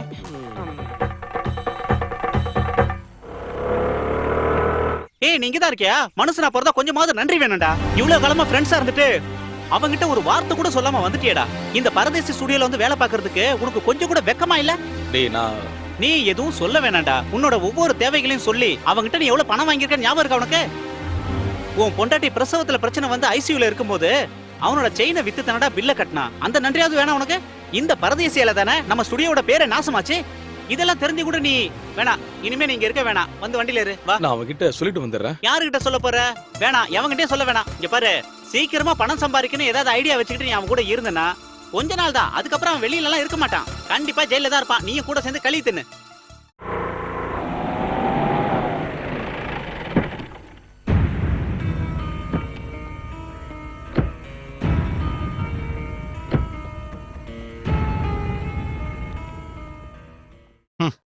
நீங்க மகாபாரதமும் ராமாயணமும் படிக்கிறதுனால எந்த பிரயோஜனமும் இல்ல. திருந்தணும்னு மத்தவங்களுக்கும் தோணணும். நீ இன்னைக்கு ஆபீஸ்க்கு போலியா? எப்படிமா போறது? இது வரைக்கும் நான் கடவுள்கிட்ட மட்டும்தான் தலை குனிஞ்சு நின்னு இருக்கேன். இப்போ வட்டிக்கார முன்னாடி கூட தலை குனிஞ்சு நிக்கிறேன். இப்ப என்ன நடந்துருச்சு கொஞ்சம் புரியும்படியா சொல்லு. அந்த வின்சென்ட் நேத்து ஆபீஸ்க்கு வந்தான். வட்டிக்காரங்கிட்ட பணம் வாங்கிட்டு பணத்தை திருப்பி கொடுக்கலனா கூட பரவாயில்ல, அவங்க கிட்ட மரியாதையா பேசவாவது தெரிஞ்சுக்கணும். அதை விட்டுட்டு பணம் கொடுத்தவன மிரட்டிட்டு வந்தா என்ன அர்த்தம்? ஆமா, நிச்சயமா இவன் இந்த ஜென்மத்துல திருந்த போறதில்ல. கல்யாணத்துக்கு அப்புறமாவது கொஞ்சம் மாறுவான்னு நினைச்சேன். இப்போ புதுசா ஒரு வேலையை ஆரம்பிச்சிருக்காரு. சினிமாவுக்கு கதை எழுதுறாராம். இவன் யாரு? பட்டுக்கோட்டை பிரபாகர். கொஞ்சம் நிறுத்துறீங்களா? கதை எழுதுறதுக்கு ஐஏஎஸ் டாக்டரேட் எல்லாம் படிக்க வேண்டாம், கொஞ்சம் அறிவு மட்டும் இருந்தா போதும். அது சரி, உள்ளதா இருந்தியா? தெரிஞ்ச வேலையை ஒழுங்கா செய்ய தெரியல, இப்ப கதை எழுதுறேன்னு கதை விட்டுக்கிட்டு சுத்துற. டேய், இன்னைக்கு வரைக்கும் உருப்படியா ஒரு புக்காவது படிச்சிருக்கியா? டால்ஸ்டாய், சார்ல்ஸ் டிக்கன்ஸ் இவங்க எல்லாம் யாருனாவது உனக்கு தெரியுமா? தமிழ்ல கதை எழுதுறதுக்கு இங்கிலீஷ் புக்கெல்லாம் படிக்க வேண்டிய அவசியமே இல்ல, வாழ்க்கை அனுபவங்களே போதும். அது எனக்கு கொஞ்சம் அதிகமாவே இருக்கு. காலங்காத்தால எதுக்கு தேவையில்லாம பேசிட்டு இருக்கீங்க? வாங்கின பணத்தை எப்படி திருப்பி கொடுக்கலாங்கிறத பத்தி மட்டும் யோசி. நான் கடைசியா ஒன்னே ஒன்னு சொல்றேன். நீ வாங்கின பணத்தை திருப்பி கேட்டு ஏன் ஆபீஸ் பக்கம் இனிமே எவனும் வரக்கூடாது. அந்த ஆளுக்கும் உனக்கும் ஒரு நினைப்பு இருக்கு. அரசாங்க அதிகாரி தானே, லஞ்சம் வாங்கி நிறைய பணம் வச்சிருக்கானே, கொஞ்சம் கொடுக்க வேண்டியதானேன்னு. டேய், நல்லா விசாரிச்சு பாரு. எவங்கிட்டையும் கை நீட்டி 5 ரூபா கூட லஞ்சம் வாங்காம கிடைக்கிற சம்பளத்துல மானத்தோட குடும்பம் நடத்துறவன் தான் உன் அண்ணன். டேய், பிராக்டிக்கலா நான் ஒரு விஷயம் சொல்றேன். இந்த மாதிரி அந்த ஆளுக்கு வட்டியை கொடுக்காம நீ வாடகைக்கு விட்டுருக்கியா அந்த வீடு, அதை வித்துட்டு அந்த ஆள் கடன் அடைக்க பாரு. நான் ஒரு வீட்டை கட்டி மாசம் 10,000 ரூபாய் வாடகை வாங்குறதா உங்களுக்கு பெரிய பிரச்சனையா இருக்கு. ஆமாண்டா, நீ இப்படித்தானே பேசுவ. நீ ஒரு புது வீடு கட்டுறதுக்காக இந்த வீட்டோட பாகம் வேணும்னு என்கிட்ட கேட்டப்போ கொஞ்சம் கூட தயங்காம நான் உனக்கு பணத்தை கொடுக்கல. அதுக்கப்புறம் அந்த வீட்டை வாடகைக்கு விட்டுட்டு இங்கேயே நிரந்தரமா தங்கிட்ட. நீ புத்திசாலி தான், நான் தான் முட்டாள். அப்படி இருந்தும் என்னையே குறை சொல்ற. பரவாயில்லடா. ஓகே, இத மனசுல வச்சுதான் இவ்வளவு நாள் என்கிட்ட பேசிட்டு இருந்தீங்களா? வேண்டாம், எனக்கு யாரோட ஓசும் தேவையில்லை. நான் இங்க இருந்து போயிடுறேன். இங்க பாருங்க, அவர் அந்த மாதிரிலாம் நினைச்சு சொல்லல. தேவையில்லாம நீங்க இந்த மாதிரிலாம் அர்த்தத்தை கண்டுபிடிக்காதீங்க. வேண்டாம், நான் ஒன்னும் குழந்தை இல்ல. யாரு எதுக்காக பேசுறாங்கன்னு எனக்கு நல்லாவே புரியும். நான் சொல்ல டேய், நீ எப்ப வந்தாலும் ஏதாவது ஒண்ணு சொல்லி அவனை வேதனைப்படுத்திட்டு தான் போவ. அவன் பண்ண தப்பதானமா சொன்னேன். நீங்க எப்பவும் அவனுக்கு தான் சப்போர்ட். எனக்கு நீங்க 2 பேரும் எப்பவும் ஒரே மாதிரி தான். அவன் ஜாதகத்துல இப்ப ஒரு பெரிய கண்டா இருக்கு, அதனாலதான் இப்படி பேசிட்டு இருக்கான். நீ இதுக்கெல்லாம் கவலைப்படாத. அவரோட சுபாவமே அப்படிதான். தம்பின்ற உரிமையில தான் இப்படி எல்லாம் பேசிட்டு இருக்காரு. கொஞ்ச நேரம் ஆனதும் தனியா உட்காந்து வருத்தப்பட்டு இருப்பாரு. கல்யாணம் ஆகி வந்த நாள்ல இருந்து நான் இதெல்லாம் பார்த்துட்டு தான் இருக்கேன். ராஜி, போலாம். நான் வரேம்மா. வரேம்மா.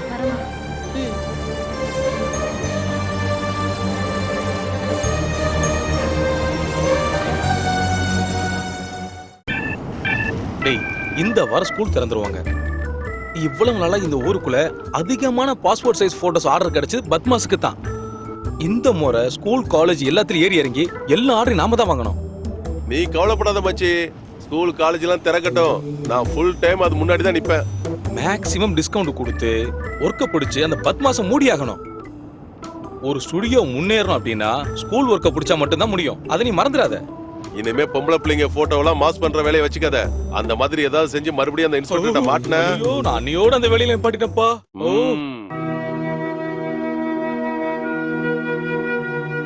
ஒவ்வொரு பிரச்சனையும் வரும்போது நீங்க இந்த மாதிரி ஆயிடக்கூடாது. பிரச்சனையில இருந்து எப்படி வெளியில வரலான்னு தான் நீங்க யோசிக்கணும். என்ன பண்றதுன்னு தெரியல. கேமரா இல்லாம ஸ்டுடியோக்குள்ளே போக முடியாது. என் கேமராவை அந்த வின்சன் எடுத்துட்டு போய் சசிக்கு வித்துட்டான். ஒரு புது கேமரா வாங்குறதுக்கு எவ்வளவு ரூபாய் தேவைப்படும்? செகண்ட் ஹேண்ட்ல ஒரு கேமரா வாங்குறதா இருந்தா கூட 50,000 ரூபாய் ஆகும். அப்படின்னா என்கிட்ட இருக்கிற நகையை வித்து செகண்ட் ஹேண்ட்ல ஒரு கேமரா வாங்கிடலாம். வேண்டாம், உன் வீட்ல இருந்து கொடுத்த நகையை அடமானம் வச்சு ஒரு கேமரா வாங்குறது சரியில்லை. இனிமே உண்டு எந்தெல்லாம் சொல்லாதீங்க. அது நம்மளோடதுங்க. பணம் கிடைக்கும் போது திரும்ப எடுத்துட்டா போச்சு. அண்ணா சொல்லிட்டு போனது கேட்டல. இனிமே இங்க தங்கினா சரிப்பட்டு வராது. அந்த வாடகைக்காரங்களை காலி பண்ண வைக்கணும்னா அட்வான்ஸா வாங்கின 50,000 ரூபாய் திரும்ப கொடுத்தாகணும். உங்க அண்ணா அந்த மாதிரி பேசுனாங்கிறதுக்காக நீங்க எந்த போறியா? நான் இந்த வீட்டை நிம்மதியா வாடுறது உன் பையனுக்கு கொஞ்சம் கூட பிடிக்கல. உன்னை இந்த வீட்டை விட்டு போ நம்ம சொல்லலையே. நீ தானே அவனுக்கு பொறாம அது எதுன்னு சொல்லி கோவப்பட வச்ச. அவன் சொன்னதுல என்னடா தப்பு இருக்கு? என்ன நடந்தாலும் சரி, நான் இங்க இருந்து போக தான் போறேன். நீங்க என் கூட வரணும்.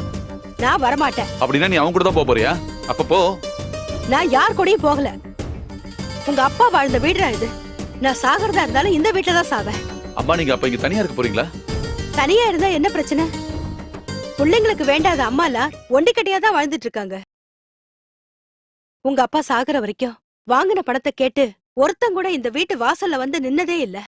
கடனும் பிரச்சனையா இருந்தா எப்படிடா ஒருத்தனால நிம்மதியா வாழ முடியும்?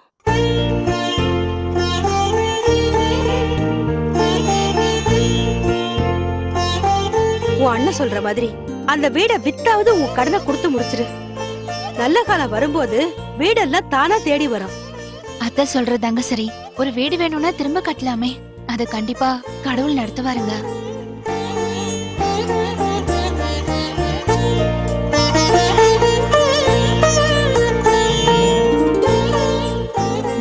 என்னங்க, பிளாஸ்க்ல டீ இருக்குங்க.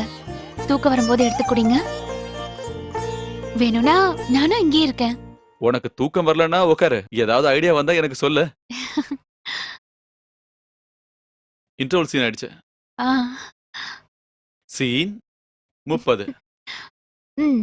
ராஜசேகரோட வீடு பகல். ராஜசேகரோட வீட்டுக்கு வந்துகிட்டு இருக்கிற ரமேஷோட ஜீப். ரமேஷா நடிக்க போறது யாரு? ரமேஷா நடிக்க போறது யாருங்க? சகலகலா வல்லவன் முகேஷ்.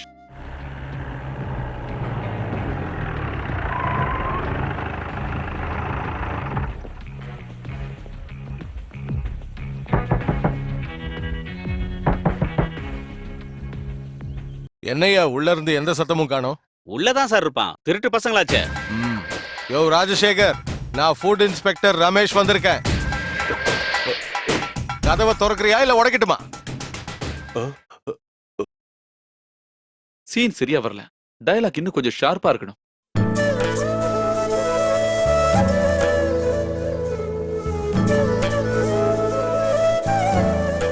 கிடைச்சிருச்சு. சீன் 30. ராஜசேகரோட வீடு பகல். ராஜசேகரோட வீட்டுக்குள்ள வந்துகிட்டு இருக்கிற ரமேஷோட ஜீப். வணக்கம் முதலாளி. யார் நீங்க? ஐயோ, என்ன தெரியலையா? நான் தாங்க ரமேஷ். ஆமாங்க. பாட்டு கவிதை எல்லாம் எழுதுற ரமேஷ் தானே? கவிதை தான் இப்ப செத்துக்கிட்டே இருக்க. அது கவிதா இல்லையே, செத்தது சங்கீதா தானே? ஆமா, சங்கீதமும் இப்ப கொஞ்சம் கொஞ்சமா செத்துக்கிட்டு தானே இருக்கு. விஸ்வநாதனும் ராமமூர்த்தியும் போட்ட சங்கீதம் இப்ப எங்க இருக்கு? எல்லாம் போச்சு இல்ல. முதலாளி, நீங்க மொத்தமா குழம்பி போயிருக்கீங்க. உங்களுக்கு எங்களை பத்தி சரியா தெரியலன்னு நினைக்கிறேன். நான் கவிஞர் ரமேஷ் இல்ல, சாதாரண ரமேஷ். இவங்க அப்பா பணக்காரரா இருந்தோம், இவனோட பேரு பிச்சை. ஆமா, பிச்சையா? பேரை கேட்டா எல்லாருக்கும் கொஞ்சம் கேவலமா தான் தோணும். இது சாதாரண பேர்ல கடவுளோட பேரு. நாங்க எஸ்ஆர் மசாலா பவுடர் கம்பெனிக்காரங்க. ஓஹோ, எஸ்ஆர் மசாலா கேட்டிருக்கேன். நாங்க இப்ப பயன்படுத்துறது நாராயணா மசாலா தான். அத கொஞ்சம் மாத்தி எங்களோட இந்த அருமையான எஸ்ஆர் மசாலாவை பயன்படுத்தி பாருங்களேன். குவாண்டிட்டி கம்மி, குவாலிட்டி அதிகம். உடம்புல இருக்கிற மஞ்சள் கலர் மாதிரி சிகப்பு கலர் கிடைக்கும். இது என்னது, மசாலாவோட சாம்பிளா? இல்ல, உங்க கடையில இருந்து வாங்கின பிரேக்ஃபாஸ்ட் தான். சாப்பிட நேரம் கிடைக்கல, அதனால பார்சல் வாங்கிட்டு வந்துட்டோம். அடடா, அது இப்ப ஆறி போயிருக்குமே. சூடா சாப்பிட்டா தானே அது டேஸ்டா இருக்கும். வாங்க உள்ள உட்கார்ந்து சாப்பிடலாம். அதெல்லாம் வேண்டாம் முதலாளி, நாங்க போகும்போது வண்டியில உட்கார்ந்து சாப்பிட்டுக்கிறோம். அது சரி, உங்க மசாலால என்ன மாயம் சேர்க்கறீங்க? ஐயோ, மாயம்லாம் எதுவுமே இல்ல, எங்களுது சுத்தமான மசாலா. அதனாலதான் உங்க வியாபாரம் இன்னும் முன்னுக்கு வரல. படம் பண்றது தப்பு இல்லையா முதலாளி? என்னையா குற்றம்? மாயம் இல்லனா இந்த காலத்துல மனுஷனே இல்ல. மாயம் சேர்க்காம வியாபாரம் பண்ணனு வையே, உருப்படவே முடியாதியா. ஐயோ முதலாளி, அது பாவம், தப்பு இல்லையா? ஒரு பாவம் இல்லையா. நாம கொடுத்த சாப்பாடை சாப்பிட்டுட்டு எவனும் உடனே சாகாம இருந்தா போதும். அப்போ உங்க ஹோட்டல்லயே கலப்படம் பண்றீங்களா? மாயம் சேர்க்காம எப்படியா வியாபாரம் பண்ண முடியும்? முட்டா பையல. என் பேர் அது இல்ல முதலாளி, பிச்சை. ரெண்டு ஒண்ணுதானா பிச்சை? உங்களை எனக்கு பிடிச்சு போனதாலையும் உங்க மேல அக்கறை இருக்கிறதாலையும் நான் இதை சொல்றேன். எல்லாம் ரகசியமா இருக்கணும். நான் வெஜிடேரியன்ல தான் லாபம் ரொம்ப அதிகம். கொஞ்சம் கூட வேஸ்ட் ஆகாது. இன்னைக்கு மட்டன் மீதி ஆச்சு, நாளைக்கு கட்லட் ஆக்கிடலாம். சாப்பிட்டான மாட்டுக்கறியை எடுத்து அதை ஆட்டுப்பாலோட சேர்த்து வேக வச்சா அது மட்டன் ஆயிரும். காக்கா கறியில நாட்டுக்கோழி முட்டைய உடைச்சு ஊத்தி வேக வச்சேன்னு வையே, அது சிக்கன் ஆயிடும். கறியில மிச்சமாயிடுச்சுன்னா மசாலாவை கழுவிட்டு ஃப்ரிட்ஜ்ல வச்சு 4 நாள் கழிச்சு எடுத்தாலும் அது ஃப்ரெஷ்ஷா இருக்கும். இவ்வளவு நாள் பழசாயிட்டா டேஸ்ட்ல வித்தியாசம் தெரியாதா? அதுக்கு தானே அஜினோமோட்டோ சோடாமாவும் இருக்கு. ஐயோ முதலாளி, இதெல்லாம் சாப்பிட்டா குடல் புண்ணாயிடாதா? இதெல்லாம் சாப்பிடாம இருந்தாலும் கண்டிப்பா வியாதி வரும். பிராண்டிலையும் சிகரெட்லயும் இது உடல் நலத்துக்கு கெடுதல்னு விளம்பரம் கொடுத்து தானே எல்லாரையும் பயன்படுத்த வைக்கிறாங்க. டாக்டர்ஸுங்களுக்கும் ஹாஸ்பிட்டலுக்கும் அப்புறம் மருந்து கம்பெனிக்கும் வியாபாரம் நடக்க வேண்டாமா? அப்படின்னா நீங்க செஞ்சுக்கிட்டு இருக்கிறது ஒரு சமூக சேவை. அதுல என்ன சந்தேகம்? இதுக்கு மேல முதலாளியால என்ன செய்ய முடியும்? உங்களால முடிஞ்சதை நீங்க செய்றீங்க. இதெல்லாம் ஒரு வியாபார யுத்தி தானே. இதெல்லாம் இல்லாம எப்படி வியாபாரத்தை ரன் பண்ண முடியும்? அப்படின்னா இதுதான் உங்களோட வெற்றியின் ரகசியம். அப்ப இனிமே நாம டீலிங்ஸ பத்தி பேசலாம், என்ன சொல்றீங்க? ஆமா, சொல்லுங்க உங்க டேர்ம்ஸ் அண்ட் கண்டிஷனை. சீக்கிரமா சொல்லுங்க சார். மிஸ்டர் ராஜசேகர், ஐ அம் ஃபுட் இன்ஸ்பெக்டர் ரமேஷ். உங்க ஹோட்டல்ல இருந்து நாங்க கைப்பற்றின கெட்டு போன ஃபுட்டோட சாம்பிள் தான் இது. கலப்படம் பண்றது எப்படின்னு சொல்லி கொடுத்ததுக்கு ரொம்ப நன்றி. இதுக்கான தண்டனை என்ன தெரியுமா? இந்த விஷயத்தை நீங்க முன்னாடியே என்கிட்ட சொல்லி இருக்கலாமே. எதுக்கு தேவையில்லாம இந்த நடிப்பெல்லாம்? என்ன வேணும்னு சொல்லுங்க. எவ்வளவு வேணும்? ராஜசேகர், நீங்க பணத்தை கொடுத்து பல ஆபீசர்ஸ விலைக்கு வாங்கியிருக்கலாம், ஆனா என்கிட்ட அது நடக்காது. ஓஹோ, அதுவும் உண்மைதான்.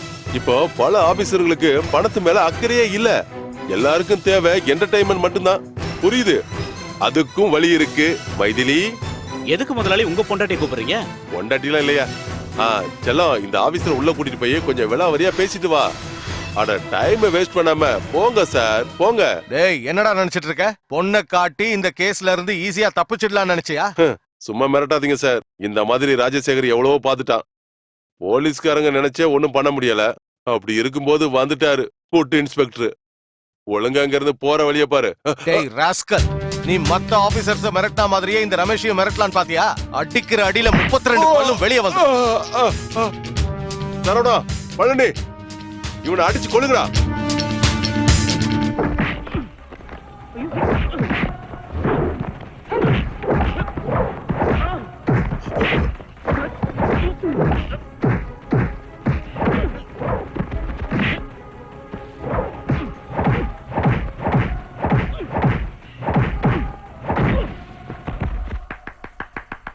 உனக்கு இந்த சீன் பிடிக்கலையா? பிடிச்சிருக்கேன். அப்புறம் ஏன் கை தட்டல? நானும் கை தட்டணுமா? இப்படி கேட்டா என்ன சொல்றது? என் பொண்டாட்டி கை தட்டினா அது எனக்கு சந்தோஷமான விஷயம் தானே. இந்த ரோல கமலஹாசன் பண்ணிருந்தா ரொம்ப நல்லா இருந்திருக்கும். நான் ஒரு சின்ன எழுத்தாளமா, இப்ப சூப்பர் ஸ்டார்ஸோட டேட்லாம் எனக்கு கிடைக்காது. கடவுள் புண்ணியத்துல இந்த படம் ஹிட் ஆச்சுன்னு வையே, அதுக்கப்புறம் சூப்பர் ஸ்டார்ஸ் வச்சு படம் பண்ணலாம். இங்கதான் இன்டர்வல் வர போகுதா? இதுதானே இன்ட்ரோலுக்கு ஏத்த இடம், அதனால இங்கேயே இன்ட்ரோல் வச்சிடலாம்.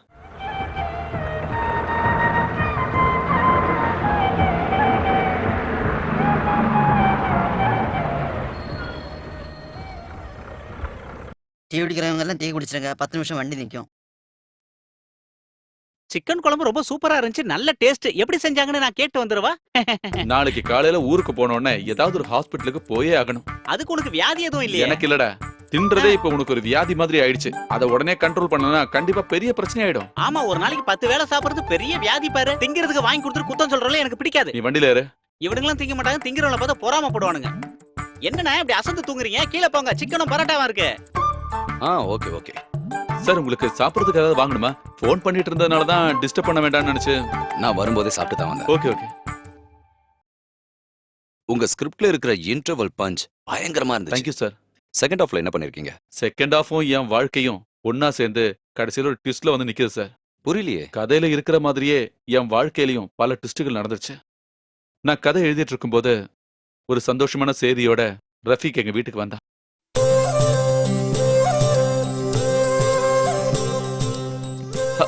என்ன ரஃபீக் திடீர்னு வந்திருக்க?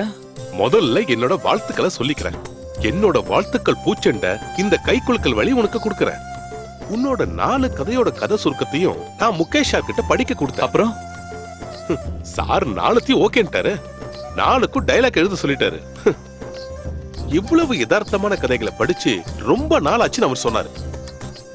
உனக்கு எதுவும் நம்பிக்கை இல்லாத மாதிரி தெரியுதே. அப்படிலாம் இல்ல, 4 கதைன்னு கேட்டப்போ அவங்க 2 பேரும் நடந்து வராங்க, நீங்க அவங்கள அப்படியே பார்த்துட்டே வரீங்க. Just a minute. Okay sir.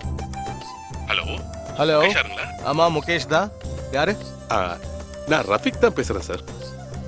என் ஃப்ரெண்டோட விஷயம் சொல்லியிருந்தல, எழுத்தாளர். ஆமா, சதீஷ் தானே? நீங்க உண்மையிலேயே பெரிய ஆள் தான் சார். அந்த பேரை கூட மறக்கலையே. பக்கத்துல தான் இருக்காரு. இதோ கொடுக்குறேன். இந்த சார் தான் பேசுறேன். பேசு. Hello Mukesh sir. சதீஷ், கதையெல்லாம் எனக்கு ரொம்ப பிடிச்சு போச்சு. எல்லாமே வித்தியாசமா இருக்கு. Thank you sir. எவ்வளவு சீக்கிரம் முடியுமோ அவ்வளவு சீக்கிரம் வசனங்களையும் எழுதிருங்க. ப்ராஜெக்ட் எல்லாத்தையும் நானும் ரஃபீக்கும் சேர்ந்து பிளான் பண்ணிக்கிறோம். இதுக்கு உங்ககிட்ட எப்படி நன்றி சொல்றதுன்னு எனக்கு தெரியல சார். எதுக்கு? வித்தியாசமான கதைகளை வரவேற்றாதான் சினிமா நல்லா இருக்கும். இந்த காலத்துல வித்தியாசமான கதை இருந்தாதான் ஜனங்க படம் பாக்குறாங்க. எனக்கு நேரா வந்து உங்களை பார்த்தா நல்லா இருக்கும்னு தோணுது. ஒரு அப்பாயின்மெண்ட் கொடுத்தீங்கன்னா. அதுக்கு என்ன, எப்ப வேணாலும் வாங்க. போனை கொஞ்சம் ரஃபீக் கிட்ட கொடுங்க. கொடுக்குறேன் சார். சொல்லுங்க சார். நீ சதீஷை கூட்டிட்டு ஒரு நாள் இங்க வா, விளாவரியா பேசிடுவோம். ஓகே சார், நான் நேர்ல வந்து பாக்குறேன். Okay okay. ட்ரீட் வைக்கணும். என்ன வேணும்? இந்த சூரிய இருக்கானே, அது சினிமால பாக்குற மாதிரி கருப்பெல்லாம் கிடையாது. என்ன மாதிரி வெள்ளையா தான் இருப்பான். வெள்ளையா இருக்கிறோம், அப்புறம் எப்படியா கருப்பா தெரியுமா? வெள்ளையா தெரிஞ்சா ஹீரோ உங்களுக்கு பிரச்சனையாச்சே. சதீஷ், உன் சினிமால எனக்கு ஏதாவது வேஷம் கிடைக்குமா? உனக்கு அந்த அளவுக்கு ஆசை இருந்தா கண்டிப்பா செஞ்சிடலாம். என்ன உங்களுக்கு சான்ஸ் கிடைக்கிறது கொஞ்சம் கஷ்டம் தான். தம்பி ராமையாவும் பிரகாஷ் ராஜும் இருக்கிறதுனால உங்களுக்கு கொஞ்சம் பிரச்சனை தான். நீ எனக்கு கண்டிப்பா சான்ஸ் தரேன்னு சொல்லிருக்கல, அதை மறந்துடாத. என்ன டேய், உன் கதையில இவனுக்கு ஏத்த மாதிரி ஆதிவாசி கேரக்டர் இருக்கா? இங்க பாரு, என் கதை முதல்ல சினிமாவா ஆகட்டும். சரிப்பா. எனக்கு நடிக்கலாம் வேண்டாம், நான் சும்மா விளையாட்டுக்கு தான் கேட்டேன். இங்க பாரு, சினிமாக்கு போறதெல்லாம் ஓகே, ஆனா இந்த ஸ்டுடியோ கவனிக்கலன்னு வையே, ஒரு ஈ காக்கா கூட இந்த ஸ்டுடியோக்குள்ள வராது. ரஃபீக், என்ன சொல்லாம கொள்ளாம திடீர்னு வந்து நிக்கிற? ஒரு முக்கியமான மேட்ரு, அதனாலதான் வந்தேன். ஒரு நிமிஷம் வாயேன். ஒரு நிமிஷம். என்னவா இருக்கும்? ஸ்கிரிப்ட் எல்லாம் முடிஞ்சிச்சா இல்லையா? இனி ஒரு 2-3 சீன் மட்டும் தான் பாக்கி இருக்கு. அப்போ ஒரு சந்தோஷமான செய்தி இருக்கு. ஒரு ஸ்ட்ராங் ப்ரொடியூசர் என் கையில வந்து மாட்டிருக்காரு. டைரக்டர் ஷாம் தான். திடீர்னு வந்த ப்ராஜெக்ட். படத்தோட பூஜையை 5ஆம் தேதி அன்னைக்கு வச்சிருக்கோம். உனக்கு சுக்கர அடிச்சிட்டான்னு நினைக்கிறேன். அப்புறம் உன் சம்பளம் வரைக்கும் நான் பிக்ஸ் பண்ணியாச்சு. எவ்வளவுன்னு தெரியுமா? 4 lakhs, 4 லட்சம் ரூபாய். இந்த பாரு, ஒண்ணு மறந்துடாத, இதை யார்கிட்டயும் சொல்ல வேண்டாம். இந்த ஃபீல்ட்ல பின்னாடி இந்த குத்திரமும் தான் அதிகம். ஹைதராபாத் பிலிம் சிட்டில தான் பூஜை. சூப்பர் ஸ்டார்ல இருந்து தமிழ் இண்டஸ்ட்ரி ஃபுல்லா அங்கதான் இருக்க போகுது. ரொம்ப தேங்க்ஸ்ரா. இதுக்கு எப்படி நான் உங்ககிட்ட நன்றி சொல்றதுன்னு எனக்கு தெரியலடா. நமக்குள்ள இந்த மாதிரி தேவையில்லான வார்த்தைகளை சொல்ல வேண்டிய அவசியமே இல்ல. ஆனா ஒரு சின்ன பிரச்சனை இருக்கு. என்னடா? நம்ம ப்ரொடியூசருக்கு திடீர்னு டெல்லி வரைக்கும் போக வேண்டிய அவசரம். ஏதோ மினிஸ்டர் பாக்குறதுக்கு தான். 7ஆம் தேதி தான் திரும்பி வருவாரு. ஒரு 3-4 லட்சம் ரூபாய் என் கையில கொடுத்துட்டு போனாரு. அவரு இங்கதான் இருக்க போறாருன்னு நினைச்சு ஒரு 2-3 பேருக்கு அட்வான்ஸ் கொடுத்துட்டேன். இப்ப என்னடானா ஒரு சின்ன அமௌண்ட்டுக்கு ஷார்டேஜ் ஆயிடுச்சு. நான் இந்த விஷயத்த அவர்கிட்ட சொல்லும் போது எப்படியாவது அட்ஜஸ்ட் பண்ணிக்கோன்னு சொல்லிட்டாரு ப்ரொடியூசர். நான் எங்க இருந்து நான் கொடுக்கறது? எவ்வளவு ரூபாய் தேவைப்படும்? ஒரு 4 லட்சம் ரூபாய் அது தேவைப்படும். கார்த்திக்கும் சின்மையும் பாடணும்னா ஸ்பாட்ல பேமெண்ட் கொடுக்கணும். இப்ப என்ன பண்றதுன்னு எனக்கு புரியலடா. 2 நாளைக்கு அட்ஜஸ்ட் பண்ற மாதிரி ஏதாவது வழி இருக்கா? இவ்வளவு பெரிய அமௌண்ட்டை நான் யார்கிட்ட போய் கேக்குறது? அதுவும் கரெக்ட் தான். பூஜையை மாத்தி வைக்கணும்னு சொன்னா அது அபசகனம் ஆயிடும். அதுவும் இல்லாம நீ முதல்ல கதை வசனம் பண்ற படம். பூஜை நடக்காம போயிடுச்சுன்னா நீ ராசி இல்லாதவனு இந்த இண்டஸ்ட்ரி பூரா பரவிடும். நீ கவலைப்படாத, கொஞ்சம் ட்ரை பண்ணி பாரு. நானும் பாக்குறேன். இது நடக்கலன்னா நம்ம தழி எடுத்து சரியில்லைன்னு நினைச்சுக்க வேண்டியதுதான். அப்புறம் கூப்பிடுறேன்.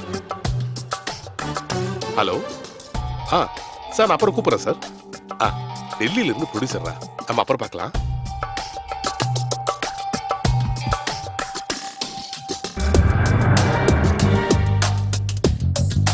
கடவுளே, 4 லட்சம் ரூபாய்க்கு நான் எங்க போறது?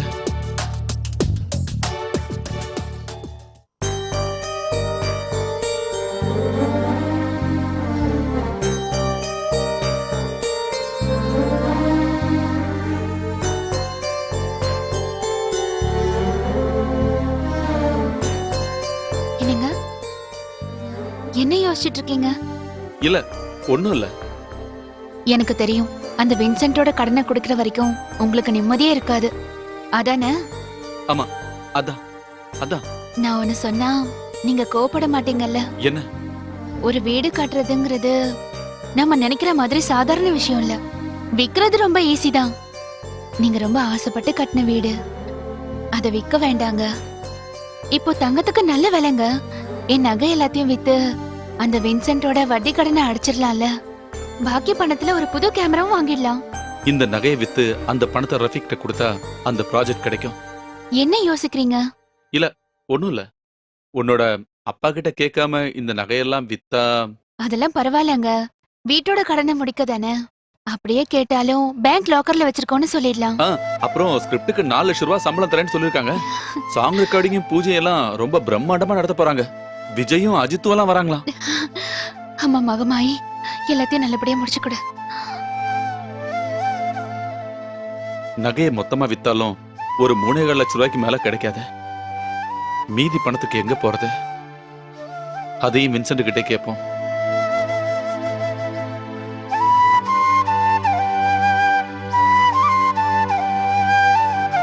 கடவுள் புண்ணியத்துல இந்த ப்ராஜெக்ட் ஜெயிச்சா எனக்கு கண்டிப்பா நிறைய ப்ராஜெக்ட் இங்க வரும். அப்போ உனக்கு இந்த மாதிரி நிறைய நகைங்க நான் கண்டிப்பா வாங்கி தருவேன். காசு தேவைப்படும் போது இந்த வின்சென்ட் வேணும், பணத்தை திருப்பி கேட்டா ஆளுங்களை கூட்டிட்டு வந்து மிரட்டுறானுங்க. ஆமா, தேவையில்லாம இப்ப அதெல்லாம் எதுக்கு பேசுறீங்க? அவனோட சுபாவம் தான் உங்களுக்கு தெரியும்ல. சரி, உன் வீட்டுக்கு இடத்துக்கும் சேர்த்து எவ்வளவு பணம் வேணும்? குறைஞ்சது ஒரு 10 லட்சமாவது கிடைக்கணுங்க. அதுவும் கரெக்ட். கிடைக்கும். அதிகமா போனா ஒரு 5 லட்சம் கிடைக்கும். 5 லட்சமா? டேய், அந்த பிரச்சனை வந்ததுக்கு அப்புறம் எதுக்கும் எந்த விலையும் இல்லடா. அந்த பிரச்சனையா? அந்த அமெரிக்காக்காரனோட ஒரு பிரச்சனை வந்ததே, என்னடா அது? பொருளாதார நெருக்கடி. அந்த நெருக்கடி தான். அந்த நெருக்கடியால நம்ம நாட்டுக்கு எந்த பாதிப்பும் இல்ல. யார் சொன்னது? புதுசா கல்யாணம் ஆன புருஷன் பொண்டாட்டி வரைக்கும் அந்த பிரச்சனையால பாதிக்கப்பட்டிருக்காங்க. இந்த பிரச்சனை வந்ததுல இருந்து எங்க முதலாளி அம்மா எந்திரிக்கிறதே காலையில 10 மணிக்கு தான். அது தெரியுமா உனக்கு? 10:30 மணி. அதே. உங்க பொண்டாட்டி எழுந்துக்கிறதுக்கும் இந்த பிசினஸுக்கும் என்னங்க சம்மந்தம் இருக்கு? சரி, அதெல்லாம் விடு. நீ நினைக்கிற மாதிரி அந்த வீட்டுக்கு 10 லட்சம் எல்லாம் கிடைக்காது, 5 லட்சம் தான் கிடைக்கும். அவசரமா கேக்குறதுனால இந்த அளவுக்கு குறைக்காதீங்க. என் நிலைமையை கொஞ்சம் புரிஞ்சுக்குங்க. இதுக்கு மேல எதுவும் பேச வேண்டாம். 6 லட்சம் ரூபானா எனக்கு சம்மதம். நீ என்னடா சொல்ற? நம்ம சதீஷ் தானே முதலாளி, கொடுங்க பாவம். சரி, இது எல்லாத்துலயும் கையெழுத்து நான் கையெழுத்து போட்டு கொடுத்த டாக்குமெண்ட்ஸ் எல்லாம் இங்க தானே இருக்கு முதலாளி. அப்ப இப்ப தரப்போற இந்த பணத்துக்கு யார் வந்து கையெழுத்து போடுவா? செத்து போன உங்க அப்பனா வந்து கையெழுத்து போடுவான். முதல்ல வாங்கின முதலும் வட்டியுமா சேர்த்து 3 லட்சம், மொத்தத்துல 4 லட்சம் ரூபாய். வீட்டுக்கும் இடத்துக்கும் நாம சொன்ன 6 லட்சம் ரூபாயில பாக்கி 2 லட்சம் ரூபாய் என்னைக்கு ரெஜிஸ்ட்ரேஷன் நடக்குதோ அன்னைக்கு உங்ககிட்ட கொடுத்துருவேன். இந்த காட் பிளஸ்.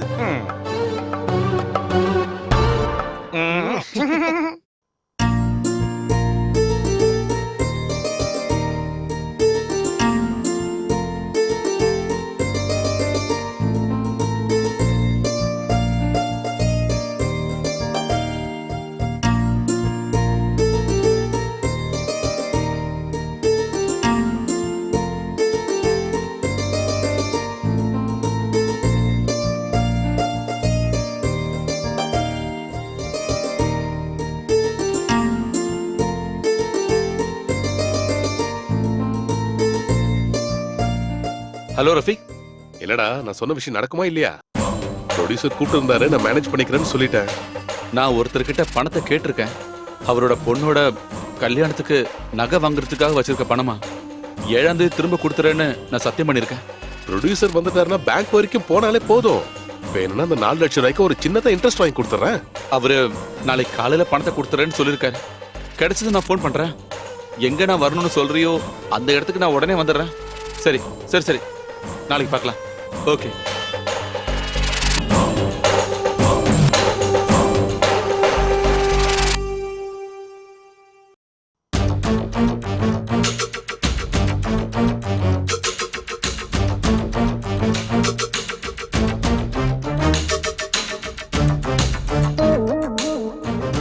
இந்த ஸ்விம்மிங் பூல் எங்க இருக்கு?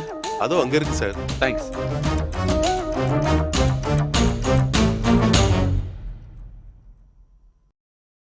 ரஃபீக், வாடா. நீ வராம நான் ரொம்ப டென்ஷனாவே இருந்தேன். உட்காரு. இவ்வளவு நேரம் நான் ஃபிலிம் சிட்டில தான் இருந்தேன். நாளைக்கு பூஜை வேலை எல்லாம் நடக்குதுல்ல. ப்ரொடியூசர் என்கிட்ட என்ன சொன்னார் தெரியுமா? உனக்கு ஏசி ரூம் தான் கொடுக்கணுமா. ஏசி ரூம்ல படுக்கிறதால உனக்கு சைடு எஃபெக்ட்லாம் வராதுல்ல. ஏசி எல்லாம் வேண்டாம்டா. இன்னையில இருந்து நீ ஏசி ரூம்ல தான் தங்கணும். ஏசி ரூம்ல படுக்கலன்னா சினிமால உன்னை யாரும் மதிக்க மாட்டானுங்க.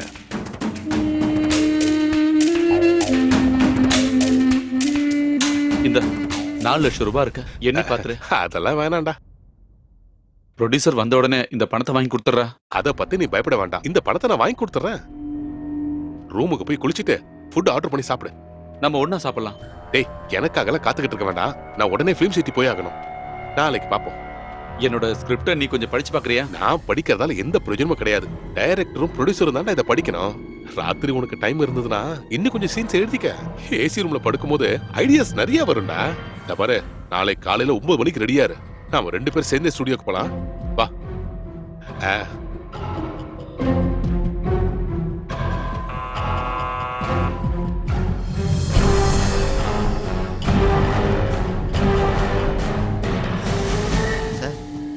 ரஃபீக் எழுந்திருச்சுட்டாரா? அவர் நேத்தே ரூம் வேக்கேட் பண்ணி போயிட்டாரு சார். பிலிம் சிட்டிக்கு போனாரு? அது தெரியல சார்.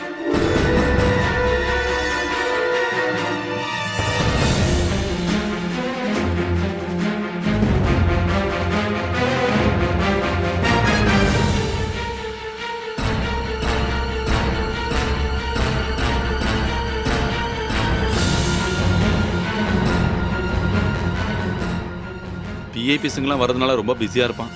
அதனாலதான் போன் ஆஃப் பண்ணிருப்பான். எதுக்கு நம்ம கிளம்புவோம்.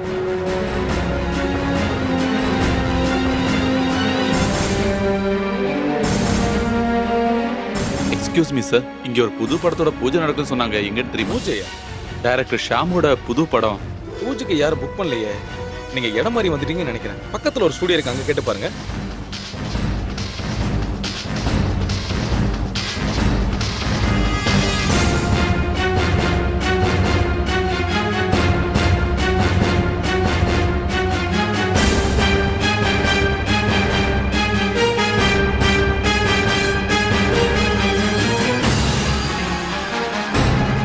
என்னமோ சதி நடந்திருக்கு. அந்த 4 லட்சம் ரூபாய் எடுத்துக்கிட்டு அவன் என்ன ஏமாத்திருப்பானா?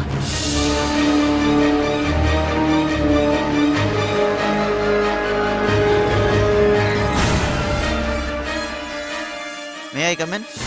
S, come in. Sir, bill 1315 ரூபாய். அப்ப ரஃபீக் இதுக்கு பணம்லாம் தரலையா? நீங்க பே பண்றதா அவர் சொன்னார் சார். அட கடவுளே, என் கையில வெறும் 1200 ரூபாய் மட்டும்தான் இருக்கு. ஊருக்கு திரும்ப போகணும்னா ஒரு 200 ரூபாய் தேவைப்படும். இங்க பாரு, ஒரு 215 ரூபாய் கம்மியா இருக்கு. ஒரு 2 நாளைக்குள்ள நானே இங்க கொண்டு தந்துடுறேன்னு சொல்லு. அது மேனேஜர் ஒத்துப்பாரான்னு தெரியல சார். அப்படின்னா அதுக்கு பதிலா என்னோட மோதிரம் இருக்கு, அதை கொடுத்துறேன். போதுமான்னு கேளு. சரிங்க சார்.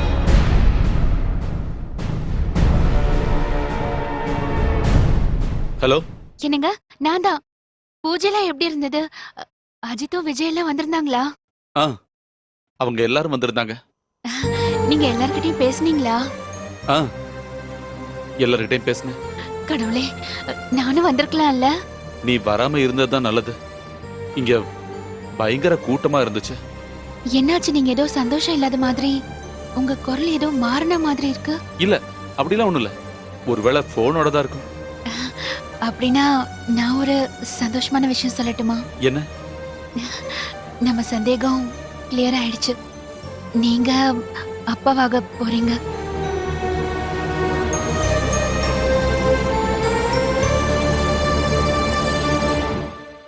என்னங்க எதுவும் பேச மாட்டீங்க? ஒண்ணும் இல்ல. இந்த சமயத்துல நான் உன் பக்கத்துல இல்லைங்கிற வருத்தம் தான் எனக்கு. நான் உடனே புறப்பட்டு வந்துடுறேன். சரிங்க, வச்சிடுறேன். சரி.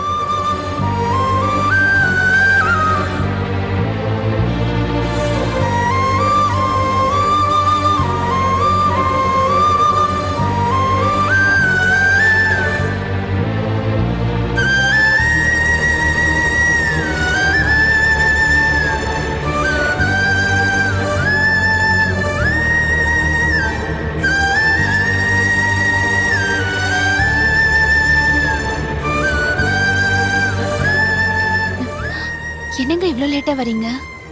வர வழியில ட்ரெயின் ஒரு இடத்துல நிறுத்திட்டாங்க. ஏதோ குட்ஸ் ஆக்சிடென்ட் ஆயிடுச்சாமா. 2 மணி நேரத்துக்கு அப்புறம் தான் ட்ரெயின் எங்கேருந்து கிளம்பிச்சு.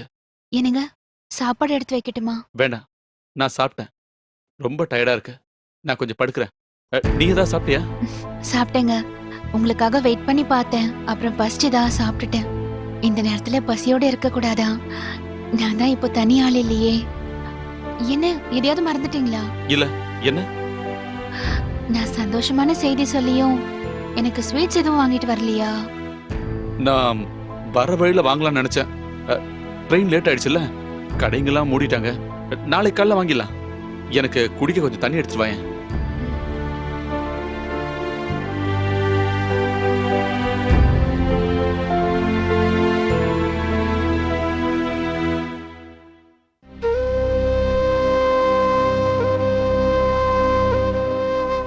அதுவும் இல்லாம நீ முதல்ல கதை வசனம் பண்ற படம். பூஜை நடக்காம போயிடுச்சுன்னா நீ ராசி இல்லாதவனு இந்த இண்டஸ்ட்ரி பூரா பரவிடும்.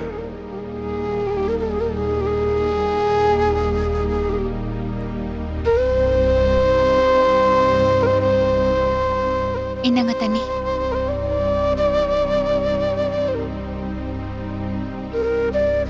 என்னாச்சு உங்களுக்கு? இல்ல, ஒண்ணும் இல்ல. ஒரு மாதிரியா இருக்கீங்களே. ரொம்ப டயர்டா இருக்கு. அந்த லைட் ஆஃப் பண்ணிட. ம்.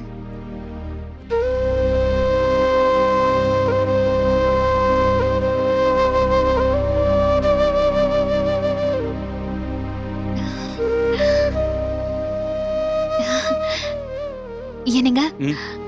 அஜித்தோடயும் விஜயோடயும் நீங்க போட்டோஸ் எல்லாம் எடுத்துக்கிட்டீங்களா? எடுத்துக்கிட்டேன்.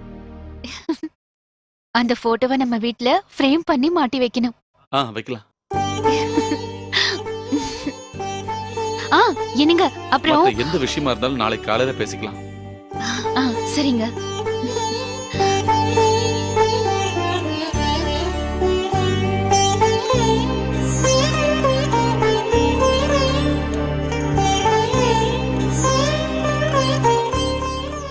நகையை விக்கிறதுக்கு முன்னாடி என்கிட்ட ஒரு வார்த்தை கேட்டிருக்கலாம்ல. தேவையில்லாத எல்லா வேலையும் பண்ணிட்டு கடைசியா தான் இங்க வருவ. ரஃபிக்கு எனக்கு ரொம்ப வருஷமா பழக்கண்டா. அவன் தானே கேமராமேனையும் டைரக்டர் எல்லாம் எனக்கு இன்ட்ரோடியூஸ் பண்ணி கொடுத்தான். முதல்ல ஒரு சான்ஸ் கிடைச்சு அது கை நழுவி போயிடக்கூடாதுன்னு நினைச்சேன். அவன் இப்படி ஏமாத்துவான்னு எனக்கு தெரியுமா? பூஜை போட கூட காசு இல்லாத ப்ரொடியூசர் தான் லட்சக்கணக்கில் பணத்தை போட்டு படம் எடுக்க போறாரா? அவனை விடவே கூடாது. போலீஸ்ல கம்ப்ளைண்ட் கொடுத்து பிடிக்கிறோம். அது வேண்டாம். போலீஸ்ல கம்ப்ளைண்ட் பண்ணா அம்மா ஸ்ரீஜா எல்லாருக்குமே தெரிஞ்சிடும். சரி, நீ எதுக்கும் கவலைப்படாத. கோயம்புத்தூர்ல இருக்கிற வீட்டுக்கு போய் நம்ம விசாரிச்சு பார்ப்போம். அவன் எங்க இருக்கான்னு அவங்க வீட்டுல இருக்கிறவங்களுக்கு தெரிய வாய்ப்பு இருக்குல்ல. அம்மா, சதீஷ் வீட்ல இல்ல? இருக்காப்பா. சதீஷே, நீ உட்காருப்பா, நான் டீ எடுத்துட்டு இல்ல வரேன். வேண்டாமா. 2 நாளைக்கு முன்னாடி ஜுவல்லரி ஷாப்புக்கு போய் நகையை வித்தியா? ஏன் பேசாம இருக்க? கேக்குறேன்ல. அது வின்சனோட பணத்தை கொடுத்து டாக்குமெண்ட் திரும்ப வாங்குறதுக்காக தான். டாக்குமெண்ட் திரும்ப வாங்கினியா? அதுக்கு மேல அவர்கிட்ட 1 லட்சம் ரூபாய் வாங்கிக்கிட்டு வீட்டை விக்கிறேன்னு கையெழுத்து போட்டு கொடுத்துருக்கேன். அந்த 4.5 லட்சம் ரூபாவை என்ன பண்ண? என் ஃப்ரெண்டோட ஒரு அவசர தேவைக்காக நான் அவன்கிட்ட கொடுத்துட்டேன். டேய், நீ சொல்றதெல்லாம் பொய்ன்னு உன் முகத்தை பார்த்தாலே நல்லா தெரியுது. நீ என்ன செஞ்சாலும் எனக்கு தெரிஞ்சிடும். அதுக்கு காரணம் நீ டெபுட்டி தாசில்தார் சுகுமாரோட தம்பி. இந்த ஊர்ல எது நடந்தாலும் எனக்கு தெரியாம இருக்காது. இந்த விஷயம் எல்லாம் உனக்கும் தெரியுமா? வீட்டோட கடனை முடிச்சு டாக்குமெண்ட் திரும்ப வாங்குறதுக்கு தான் நகையை கொடுத்தேன். அந்த பணத்தை ஃப்ரெண்டுக்கு கொடுத்து அவனுக்கு ஹெல்ப் பண்ணிருக்காரு. பெரிய வள்ளலாச்சே. டேய், கட்டின பொண்டாட்டிக்கிட்டையாவது எப்பவும் உண்மையை சொல்ல கத்துக்க. என் பொண்டாட்டியோட நகையை விற்கவோ அடமானம் வைக்கவோ என்ன வேணாலும் செய்வேன். அதுக்கு யாருக்கிட்டே நான் சம்மதம் கேட்க வேண்டிய அவசியம் இல்லை. டேய், பாத்தீங்கல்ல, அவன் சொல்லிட்டு போறத கேட்டீங்கல்ல. இவன் இப்பதான் வாழ்க்கைய ஆரம்பிச்சிருக்கான். இவன் இப்படியே போனான்னு வைங்க, கடைசியில தலை சாய்க்கிறதுக்கு ஒரு இடம் கூட இல்லாம ரோட்ல சுத்திக்கிட்டு இருப்பான். அது நடக்க கூடாதுன்னு தான் சொல்றேன். அவனுக்கு விருப்பம் இல்லைன்னா அவனோட எந்த பிரச்சனையிலும் நான் தலையிட மாட்டேன்.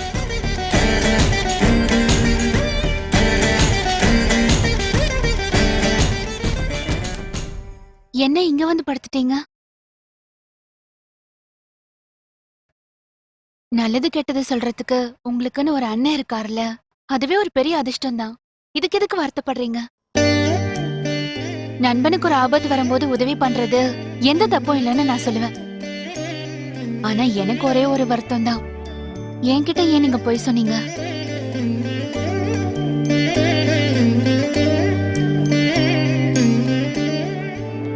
நீங்க எடுக்கிற எந்த முடிவுலயாவது உங்களுக்கு எதிராக நான் ஏதாவது சொல்லியிருக்கேனா? நீங்க சொல்றத கேட்டுக்கதாங்க எனக்கு தெரியும், எதிர்க்க எனக்கு தெரியாது. நீங்க எதுக்கும் கவலைப்பட வேண்டிய அவசியமே இல்ல. ஃப்ரெண்டுக்கு கொடுத்த பணம் திரும்ப கிடைக்கும் போது வின்சென்ட் கிட்ட அந்த பணத்தை கொடுத்து டாக்குமெண்ட்டை திரும்ப வாங்கிடலாம். நான் சொன்னது எல்லாமே போய் உன் நகையை வித்து எனக்கு கிடைச்ச மொத்த பணத்தையும் கொடுத்தது அந்த ரஃபீக்கு தான். அவன் நம்மளை ஏமாத்திட்டான். என்னங்க? அவன் மொத்த பணத்தோட எஸ்கேப் ஆயிட்டான். அவன் சொன்னது எல்லாமே பொய்ன்னு தெரியாது. அவன் என்னை ஏமாத்துறான்னு தெரியாம அவன்கிட்ட போய் மாட்டிக்கிட்டான். நம்ம வீடு நகை எல்லாமே போச்சு. உன் அப்பா அம்மாவுக்கு இந்த விஷயம் தெரிஞ்சா நான் அவங்க கிட்ட என்ன பதில சொல்லுவேன்?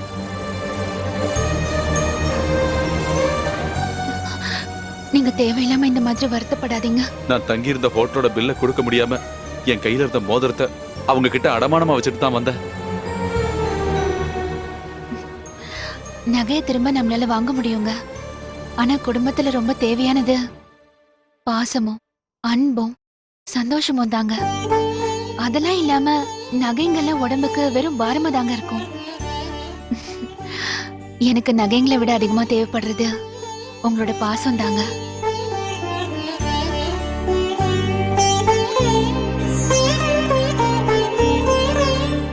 ரெண்டு மாசமா இங்க யாருக்குமே சம்பளம் தரவே இல்ல. கரண்ட் பில்லும் போன மாசம் கட்டவே இல்ல. அவனுங்க எப்போ வந்து கட் பண்ணுவானுங்கன்னு தெரியல. பில்லு கட்டாததுனால நேத்து டெலிபோனே கட் பண்ணிட்டானுங்க. இங்கதான் வேலையே இல்லையடா. நீ வேற எங்கேயாவது வேலைக்கு ட்ரை பண்ணலாம்ல. உன் வீட்டை பத்தியாவது கொஞ்சம் நினைச்சு பாடுறா. இல்லடா, நான் எங்கேயும் போக மாட்டேன். இவ்வளவு நாள் உன் கூடவே இருந்துட்டு இப்ப உனக்கு ஒரு கஷ்டம் வரும்போது உன்னை விட்டு போறதுன்னா இங்க பாருடா, நீ கண்டிப்பா சினிமால பெரிய ஆள வரும்னு எனக்கு நம்பிக்கை இருக்கு. ஏய், என்ன இது? பிரசவத்துக்காக வீட்டுக்கு போகும்போது யாராவது இந்த மாதிரி அழுவாங்களா? இனி எத்தனை மாசம் கழிச்சு இங்க வருவேன்னு நினைக்கும் போது எனக்கு அழுக வந்துருச்சுங்க. அதுக்கு உன் வீடு ஒன்றும் ரொம்ப தூரத்துல இல்லல்ல. 1 மணி நேரம் டிராவல் பண்ண நேரம் உன் வீட்டுக்கு வந்து நிக்க போறேன்.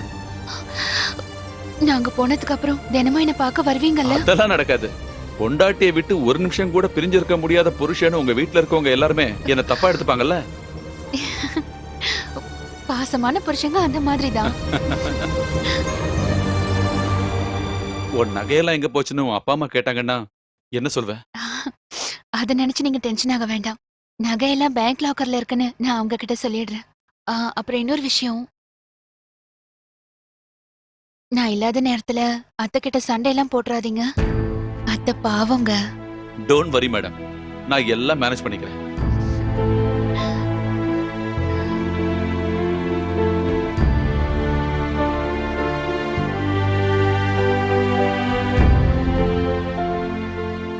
ஏமா, என்ன இது? ஏன் இன்னும் நீ ரெடி ஆகலையா? இன்னுமா இதெல்லாத்தையும் பண்ணிட்டு இருக்க?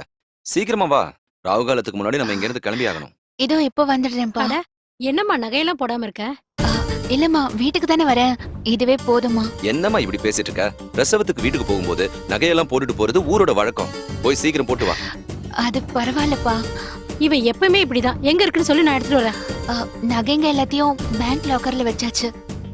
இன்னைக்கு உன்னை வீட்டுக்கு கூட்டிட்டு போற விஷயம் உனக்கு தெரியும்ல? மாப்பிள்ள எங்க? சீக்கிரமா போய் நகையெல்லாம் எடுத்துட்டு வர சொல்லு. மாப்பிள்ள. அப்பா வேண்டாம்ப்பா. ஏன், என்னாச்சு? விஷயம் என்னன்னு சொல்லு. அது நகையெல்லாம் லாக்கர்ல வைக்கல. இங்க அவருக்கு அவசியமா தேவைப்பட்டதுனால நகை எல்லாத்தையும் அவர் விற்க வேண்டியதா ஆயிடுச்சு. வித்துட்டானா? கல்யாணம் முடிஞ்சு ஒரு வருஷம் கூட ஆகல அதுக்குள்ளே எல்லாத்தையும் வித்து தொலைச்சிட்டானா? அப்பா கொஞ்சம் மெதுவா பேசுறீங்களா? அவருக்கு கேட்டு போகுது. கேட்கட்டுமே. 3-4 லட்சத்துக்கு நகையை வாங்கி போட்டு அமிச்சது இங்க இருக்கிற பிரச்சனையை தீக்கிறதுக்காக இல்ல. இப்படி எல்லாம் செய்யறதுக்கு முன்னாடி அவரும் ஒரு வார்த்தை கேட்கல. நீயாவது எங்க கிட்ட ஒரு வார்த்தை சொல்லிருக்கலாம்ல.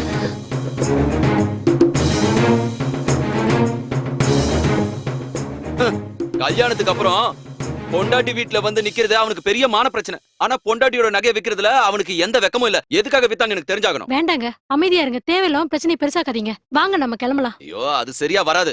இவ சொன்ன மாதிரி தான் எல்லாம் நடந்துச்சான்னு எனக்கு தெரிஞ்சாகணும். என்னங்க சொன்னா அப்பா வேண்டாம்ப்பா. இதுக்கு மேல நீ எதுவும் பேச. இதுல அவரோட முடிவு என்னவோ அதுதான் ஏன் முடிவும்.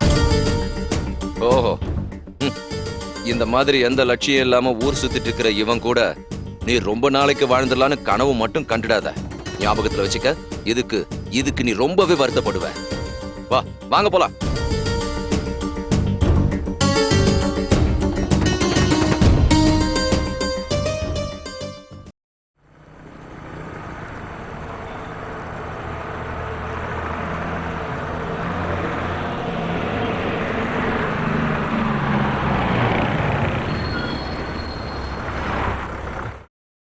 தூங்கிட்டீங்களா? சுந்தர், ஆ? டேய் எழுந்துடா. ஐயோ அன்சிகா கூட டான்ஸ் ஆடிக்கிட்டு இருந்தேன். திடீர்னு என்ன கூப்பிட்டு ஏன்டா என் கனவை கெடுத்த?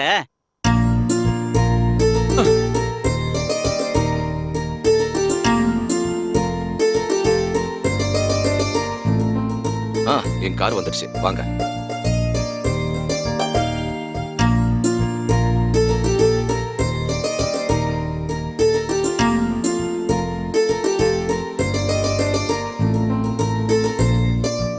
நான் உங்களை டிராப் பண்றேன். வேண்டாம் சார், நீங்க போங்க சார். நாங்க 2 பேரும் ஆட்டோல போய்க்கிறோம். உங்களை மீட் பண்ணதுல ரொம்ப சந்தோஷம். உங்க கதை கேட்டதுனால விடிஞ்சதே எனக்கு தெரியல. நேத்துக்கு ராத்திரி உங்களை பார்க்காம இருந்திருந்தா எங்க 2 பேரும் தீவிரவாதின்னு சொல்லி பெங்களூர் சிட்டி ஜெயில கம்பி எண்ணெய் வச்சிருப்பாங்க. நாம திரும்பவும் சந்திக்கிறோம், சந்திச்சே ஆகணும். உங்களுக்கு ஏதாவது தேவைப்பட்டா எனக்கு உடனே phone thank you sir. Always your meeting sir. Goal bless you. சரிங்க சார்.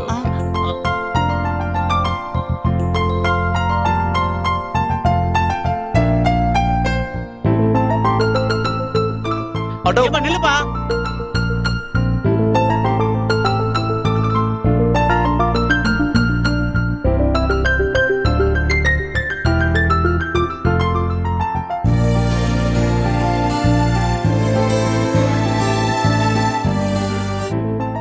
ஸ்ரீஜா, சதீஷ் அவங்க அங்க இல்லப்பா. காலையில பெயின் வந்துருச்சுன்னு ஸ்ரீஜாவை ஹாஸ்பிடல் கூட்டு போயிருக்காங்கப்பா. அம்மா ஸ்ரீஜா. சதீஷ், அவளை ஐசியூக்கு மாத்திட்டாங்க. என்ன? நீ வந்த உடனே டாக்டர் வந்து உன்னை பார்க்க சொன்னாரு.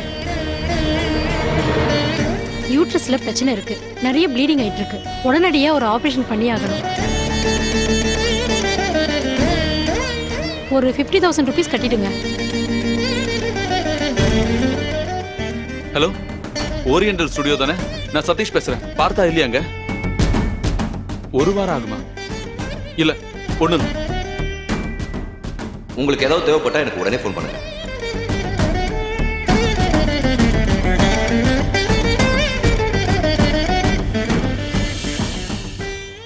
டேய் டேய் நில்றா. நில்றா. டேய் டேய் என்ன ஏமாத்தி என் பணத்தை எல்லாம் எடுத்து போலாம். விடுடா. டேய் விடு. நில்றா. நில்றா. என்ன விடு.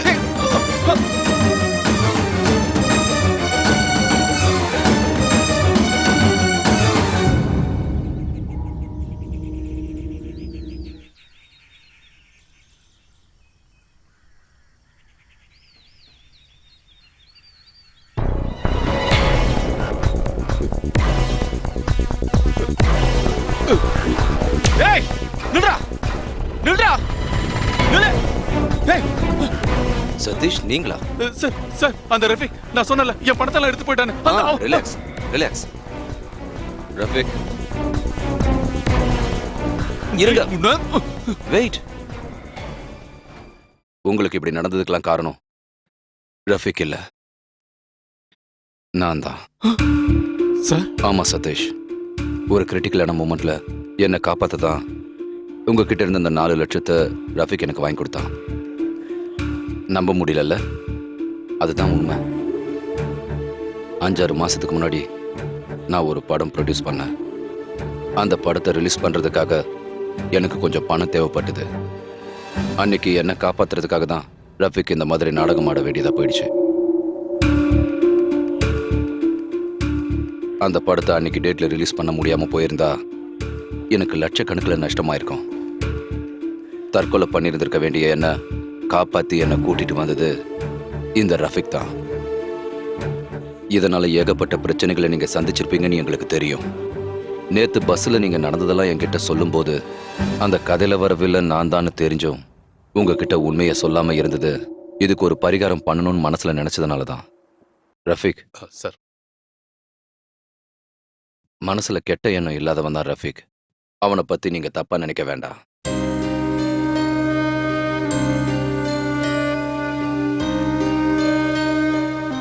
இந்தாங்க, இதுல 5 லட்சம் ரூபாய் ஃபில்அப் பண்ணிருக்கேன். 4 லட்சம் ரூபாய் உங்களுக்கு தர வேண்டியது, மீதி 1 லட்சம் ரூபாய் என் புது படத்துக்கு ஸ்கிரிப்ட் எழுதுறதுக்கான அட்வான்ஸ்.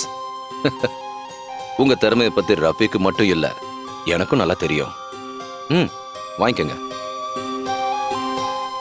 தை மாசம் 1ஆம் தேதி புது படத்துக்கான பூஜை. இங்க பாருங்க, இது டூப்ளிகேட் பூஜை இல்ல, ஒரிஜினல். நீங்க கொடுத்த இந்த பணத்தால என் குடும்பமே சார், சதீஷ். ரொம்ப தேங்க்ஸ்.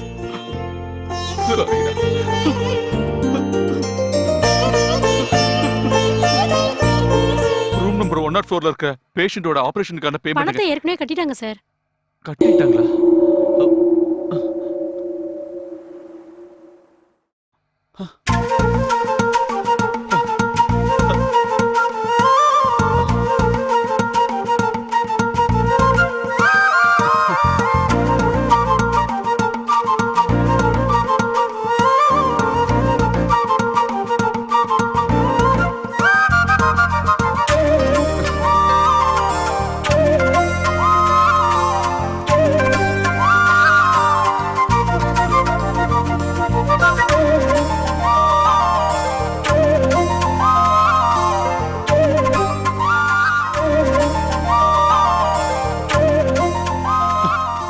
அண்ணா, நம்ம கஷ்டம் எல்லாம் தீர்ந்து போச்சு.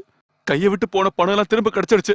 அது மட்டும் இல்லாம முதல்ல பண்ண போற ஸ்கிரிப்டுக்கு அட்வான்ஸா 1 லட்சம் ரூபாய் கொடுத்துருக்காங்க.